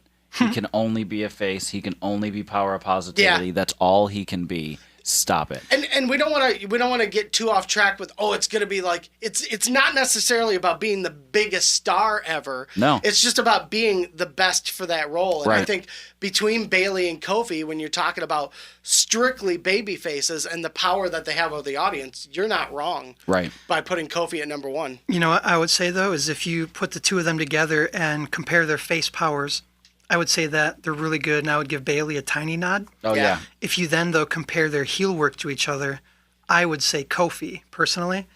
I liked it when they were heel up front because I'd never seen Kofi do it.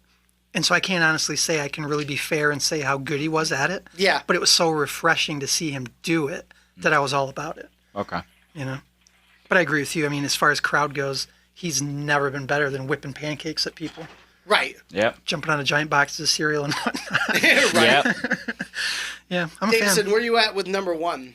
Well, I'm going to go ahead and just bookend what T just said. I am going to say Bailey as my best, Wow.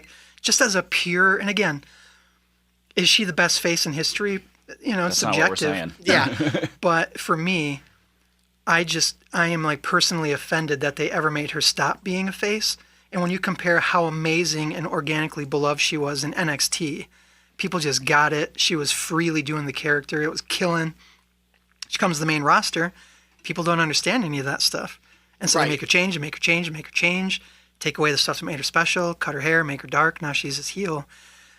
I mean, I hope she comes back around at some point, and maybe it would be a big breath of fresh air if she does. Yeah. But I mean, I'm just remembering when she was on her run for the title in NXT, how much people were supporting her, universally supporting NXT. Yeah. She had that match against Sasha Banks at the Yeah. first ever Brooklyn Takeover. Yeah. That's my all-time favorite women's match. Really? And frankly, it's in my top 5 of all-time best matches because of historical significance, the fact that the crowd absolutely that got the biggest reaction by miles of any match that night.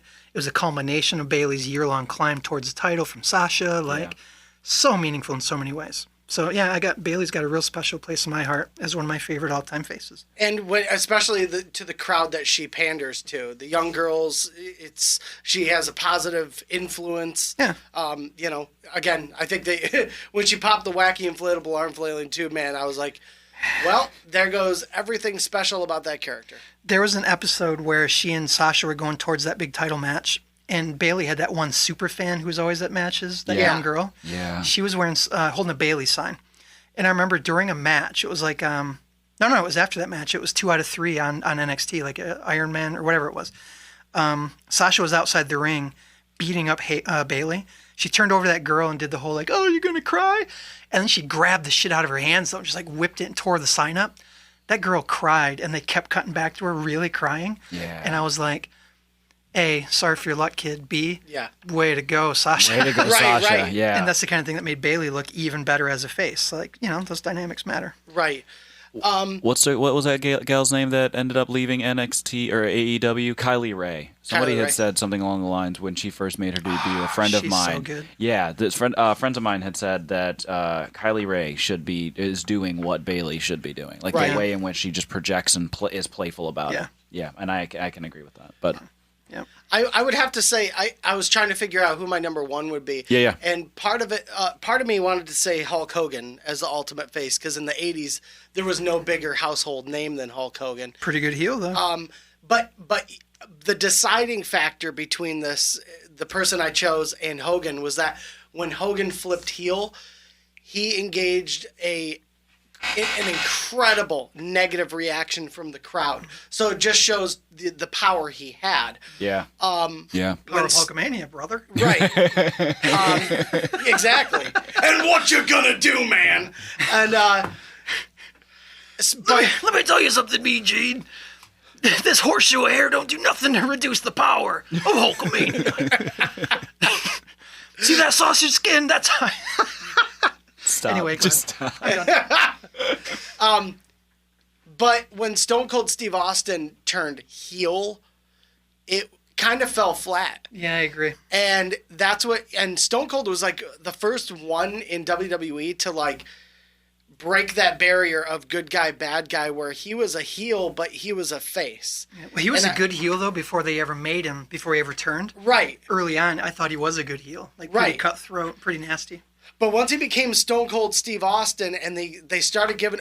And if you look at it realistically, he became a heel. He went from heel to babyface when he won King of the Ring. And it was a very subtle change because... Well, some people say it predates that, back to the WrestleMania 13 match with Hart. They did the kind of double turn. Oh, yeah, absolutely. Or was that before or after King of the Ring? That was I think before, WrestleMania 13 was before. Or that was after the King of the Ring. Okay. Yep, you're right. Yeah, that was after King of the Ring. King of the Ring literally was the turning point because he was... Actually, I heard Austin actually had to go to the hospital.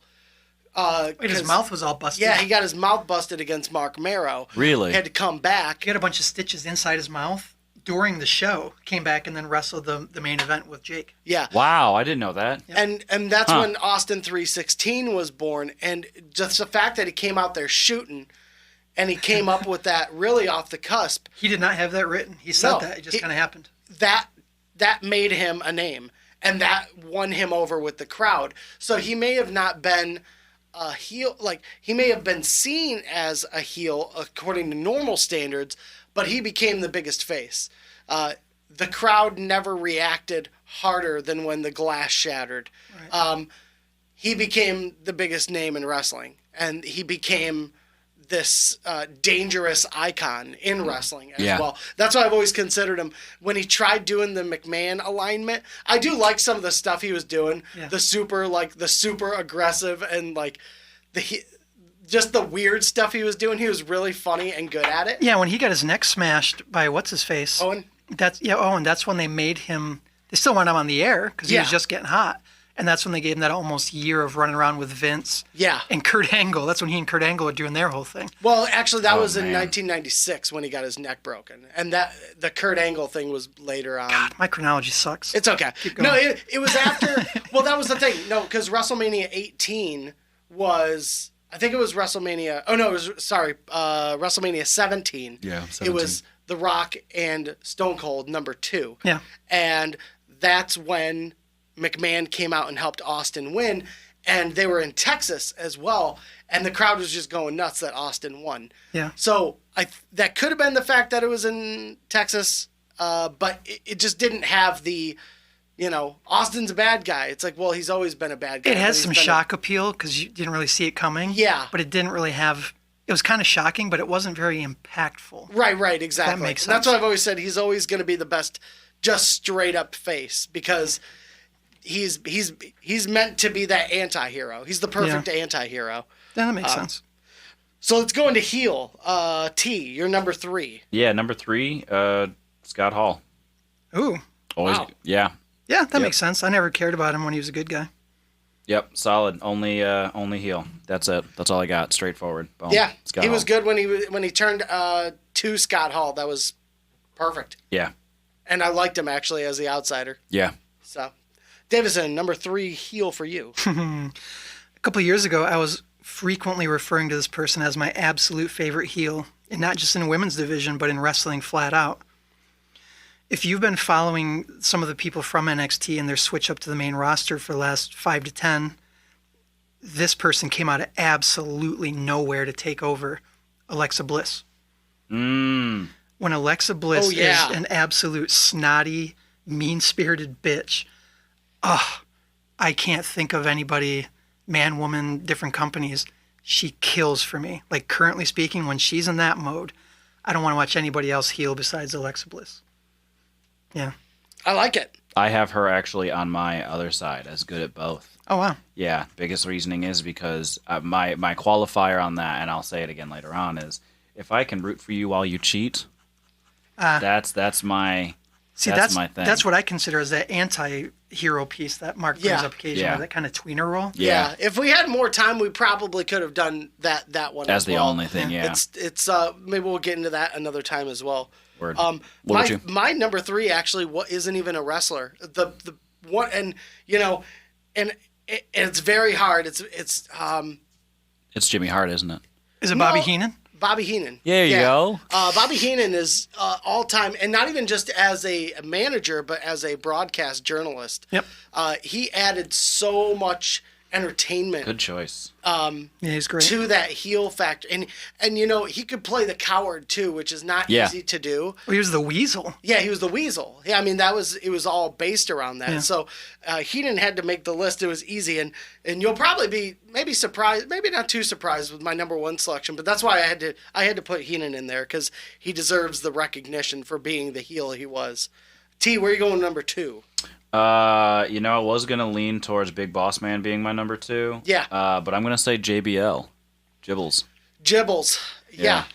He's a heel, all right. Yeah, he's a heel in life and in wrestling. And again, when we were alluding to guys whose personalities fit the narrative, that falls in with my number 2 as well. So I totally agree. I mean, who the fuck was he when he was a face? Justin Hawk Bradshaw? Well, no, when they were in APA, Who remembers that? They became APA eventually, and Yeah, they were APA. kind of tough faces at that time. Yeah. Absolutely. I can't get behind it, and I'm going to lean on that. For me to believe that that's who you are, or believe if you're a character or an individual that is playing a particular character, and you just shine through, then that's just who you are. It's like certain actors play a role in a movie. I'm like, oh, yeah, that's them. That's who they are. Yeah.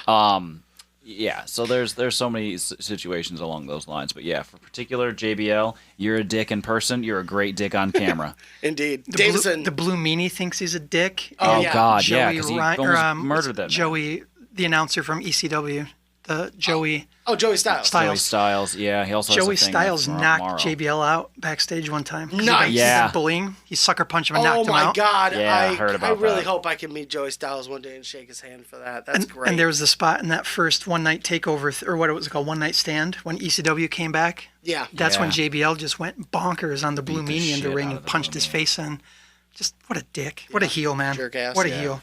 Number 2 for you, Davison, for heel. I have loved this character for ages, and I've been having high hopes, and I thought the recent face run just about ruined them, and now they're back in prime form. I really am a big fan of Seth Rollins when he's a heel. Yeah. And when he was the architect of the Shield, I thought he was the brains, and he was pretty sneaky. He ran in and did his run-in on the main event. That was very heelish when he ran in with the Money in the Bank contract. But now he's the Monday Night Messiah. And to me, he captured his real-life heel stuff. We hated his Twitter game. Yeah. We thought he was a moron the last year or two trying to be a face. Yeah. He built up real-life animosity from a lot of us. It makes sense that he'd be a heel now. Yeah. And honestly, his smarminess is a new level of smarmy that I've not seen from him before.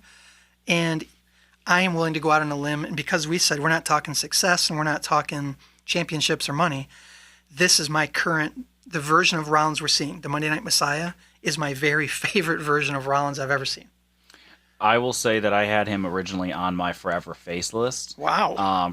Because I looked at him and said, you know what, I can't get excited about you doing anything anymore. And when you say that you don't get a shot, or say that you didn't get a turn, or you should get this or whatever, I hear you complaining and whining, and that to me is bothersome. But I am very interested in seeing what shakes out with him in this run. I will say that this run is what's getting me to go, all right, well, how much can I hate you, but not complaining? Inner Circle. Inner Circle. Inner Circle. What you got for number 2? Number 2, and again, this goes like we were alluding to. It goes back to this guy's personality, his paranoia. As a face, he's just fine. He's just him, but not. He's him, but toned down to a degree. And I feel if you really want to capture what this character is about, he has to be heel because there's real anger inside of him. There's real anxiety. There's real paranoia. And it doesn't get any better than Macho Man Randy Savage. Yeah. He absolutely, like, if you look at his babyface promos, it's always like he's angry, but he's angry because he's been wronged. And it's like, I agree. He's a revenge face. Yeah, He's like, John it's Wick. all revenge face. Yeah, he's John Wick. You're He's right. John Wick. He With a drinking really problem. is. He really is. He's like John Wick as a babyface. Nothing wrong with it, and Macho it kicks Man ass. John But Wick. him as a heel, he truly believes he's right. Oh, yeah. Everything Yeah. he cuts, he absolutely freaking believes Well, I it. mean, Yeah, he that's the probably was paranoia right. bleeding into it. Yeah, definitely believes I'm it. willing to go back and look. He probably was right. And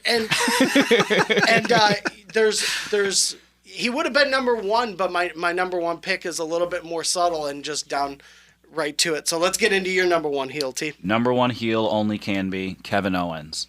Oh. Wow. Yeah, I think that's fair.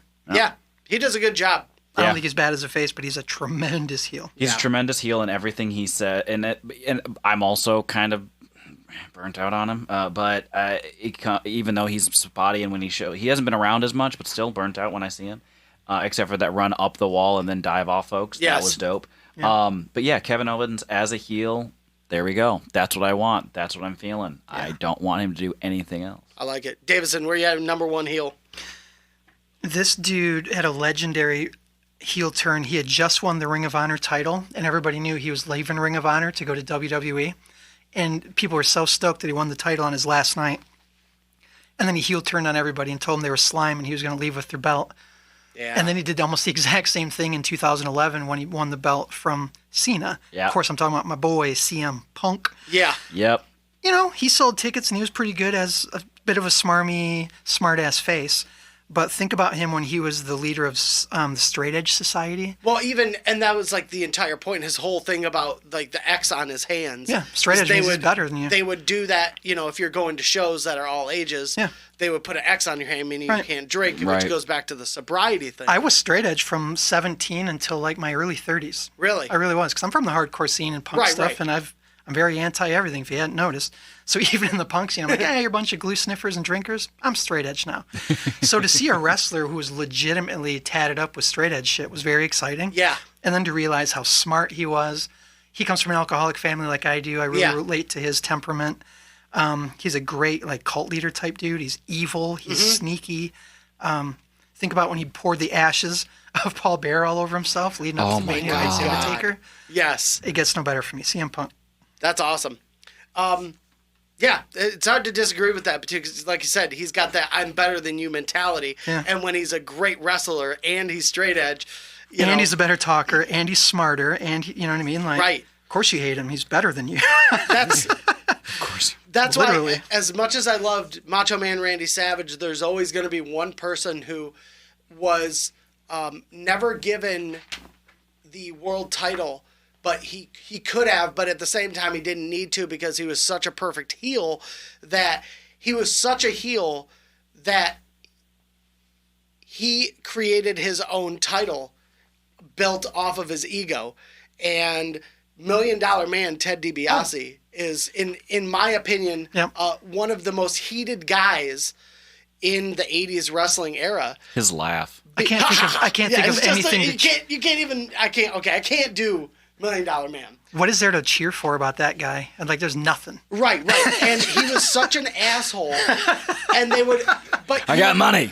But think of like all the important storylines that we. That he was put up against the WrestleMania 4 tournament for the world title against Macho Man. When he would go out there in the Royal Rumble, he went out there first quite a few times. He had gone out in the Rumble early on to get that early heat and to get the big pop with the early elimination. He was just always the quintessential heel back then because he was $1 Million Man. He could buy you out. He thought he was better than you. When he had that little kid dribble the basketball When he 10 kicked the ball times away? and kick the ball, and he's like, get the fuck out of here. So good. Just such a dickhead. And he was just a natural heel. He didn't have to yell or scream. He would get angry, when he was passionate about things, but just a natural heel. And it fit the 80s perfectly. Tell me what you think of this. He's way better than this guy. Is the $1 Million Man the equivalent of Baron Corbin? Oh, man. Maybe. I'm saying not nearly as good. Right. In a sense of... Completely unlikable. You're only there to foil the popular guy. You're only there to heat up the popular guy even more because you're so disliked. Right. You know? Yeah, Like, absolutely. there's some parallels. I wouldn't agree. I wouldn't disagree with that. T, let's get it going. T, let's give me your two top and one. 3. Oh, top 3. Yeah, give me real your quick? top 3 of All right. the wrestlers that you feel both excel as a face and a heel. Yeah, I will say Jericho, MJF, and Sami Zayn. I would also say Sami Zayn's a good one. Yeah, Wow. I'm gonna throw a couple more. Sasha was rumored to be somebody a while back, and tying her into Guerrero, into how he was like that smarmy style, being able to actually, like I said earlier, if I'm gonna be able to be okay with you cheating, but I'm like, no, ref wasn't seeing that, then yeah, that's the kind of thing. Rock was good at it also, but yeah, Sami Zayn, and Alexa Bliss. I'm going to reiterate, Alexa Bliss definitely is somebody that's on my list of like, you know what, all right, the ref didn't see that. Yeah. I know we're being quick, but what is it about her face work that you like? Because I mean, I love her, but I don't see anything about her face work that does it for me. I got nothing. I just like it. I just like it. There you go. Yeah, she's all right. I don't know. She's all right. Yeah. She's all right. Unfortunately, she's from Ohio. I love that girl. Yeah. O-H-I-O. Oh, fuck Ohio. Davison, your top 3 heel and face of all time. I dare you to say fuck Ohio in front of Moxley. See what happens. Oh, yeah. I have one that's just going to be a quick mention, and that is the team of the Uzos. Oh, yeah. I do think they're kind of cool when they're funny faces, but I really like them when they're jailhouse, tough-ass bad guys. Really liked it when they finally turned that corner. The number 3 for me is kind of surprising, maybe. I think Jake Roberts was really great both ways. Yeah. You know? Yeah, absolutely. And he wasn't like big-time face energy, but Right. again, he just subtle changes. But he was one of the biggest baby faces. If you go back and watch some of those events, Yeah. especially the Rumble, when he would come out, man, Yeah. people were freaking going nuts. Oh, yeah. They love that shit.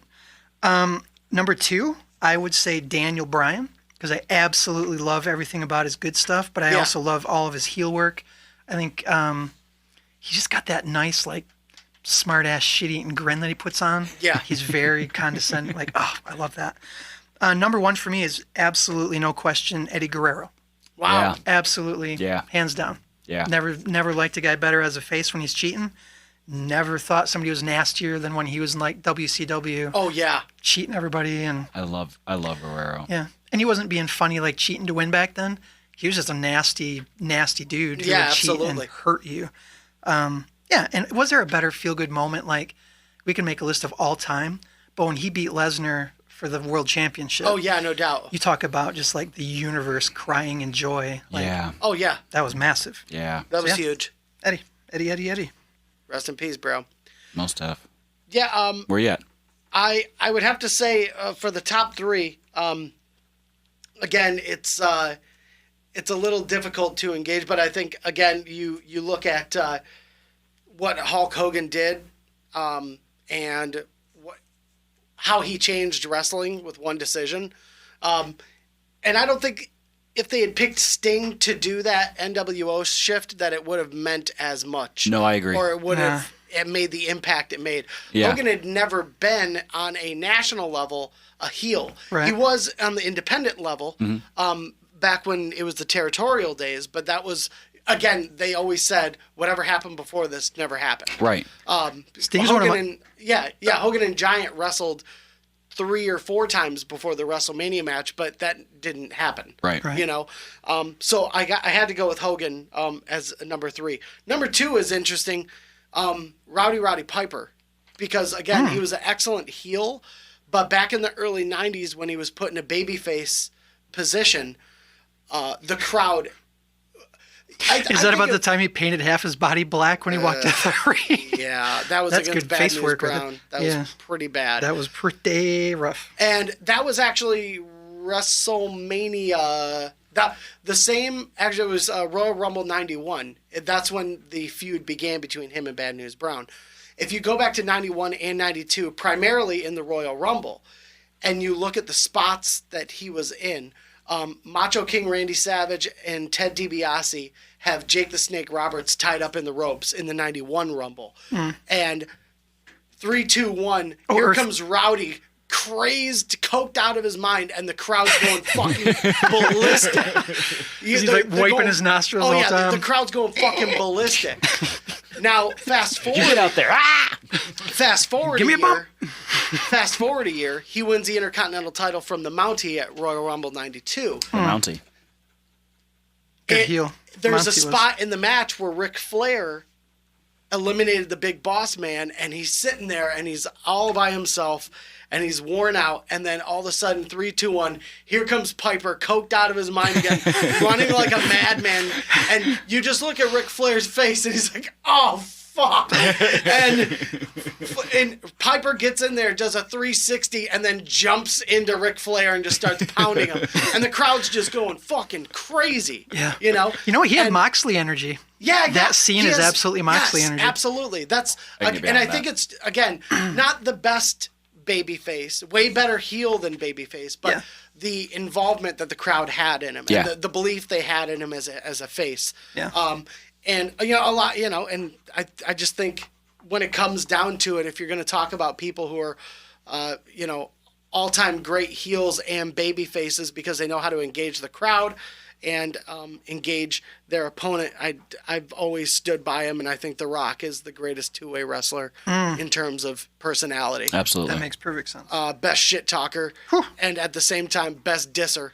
Oh, you know what, though? Just going back a minute. Yeah. My friend who's not super into wrestling, a lot of my friends who are barely into wrestling are all of a sudden more interested because we're doing this. Oh, rock and roll. He wanted to go back and watch some old Cena promos. Yeah. And I was like, oh, his old ones are great when he's younger. Yeah. But we wound up watching some of the build-up to the first Cena-Rock match at WrestleMania. Oh, yeah. Cena owned his ass, and it was amazing to watch. Yeah, there were a couple. Remember that? He was making fun of the notes on the inside of his wrist. Yep. Talking about Tooth Fairy shit. Like, The Rock looked like he wanted to murder a human The Rock being. hit him after that, I heard. Wouldn't surprise me. I know you're talking about The Rock right now, but it was fascinating to see how that played off of each other. I was so glad that whole rivalry took place. When I remember, because it was the first time in years I had ever watched Raw and laughed my ass off when The Rock was standing there in front of his belts and he had the hat on and he's like, he's just talking shit, and he's like, yeah. And it was like, you can't see me. You can't see me. I was like, oh my fucking God, yes, thank you. Thank you for coming back. Oh my God, I missed you, sir. Oh man. Yeah, that's the beauty of wrestling. There are so many people who are, again, it's not always the big stars that have the biggest impact, but it's just, what are you good at? If you can focus, again, talk about highlighting your strengths, and masking your weaknesses. That's what it's all about. You know what else is really cool about Rock that doesn't get brought up very often? Stone Cold, part of the reason he left was, the whole quit and went with his ball. Yeah. They used to say, quit, took his ball home. He didn't want a job to Lesnar back then because Lesnar was so young. Yeah. And they wanted Austin to put him over on TV fast. And Austin was like, this is crazy. I'm not doing that. You got to build that up. You know who did put him over was The Rock. Yeah. At SummerSlam, that's who he won his first title from, was The Rock. Mm-hmm. Fantastic main event match. And Rock was super humble. There wasn't any shenanigans. Yeah. He clean put dude over and made him a star, which is great. Yeah, absolutely. Rock was doing business, and I kind of understand where Austin was coming with it, too. Oh, me too. He was looking at it as a business thing. And because of that, you got to protect your character at that level. Right, exactly. But we'll get into this again next week. We'll be back. We may have a guest joining us that is to be determined. But either way, make sure you subscribe to our podcast on YouTube. Very soon to come, you will be able to stream the Crucial Squared Circle and the Most Crucial Podcast wherever you stream your podcast. That's very exciting. Yeah, that's coming up soon. So Wow. we'll get into that as more details come. But we'll be back next week. Thanks again, kicking it with us on the Crucial Squared Circle for Davison Sarai and the most dangerous letter in the alphabet T. It's Mark Franchise. We'll talk to you next time.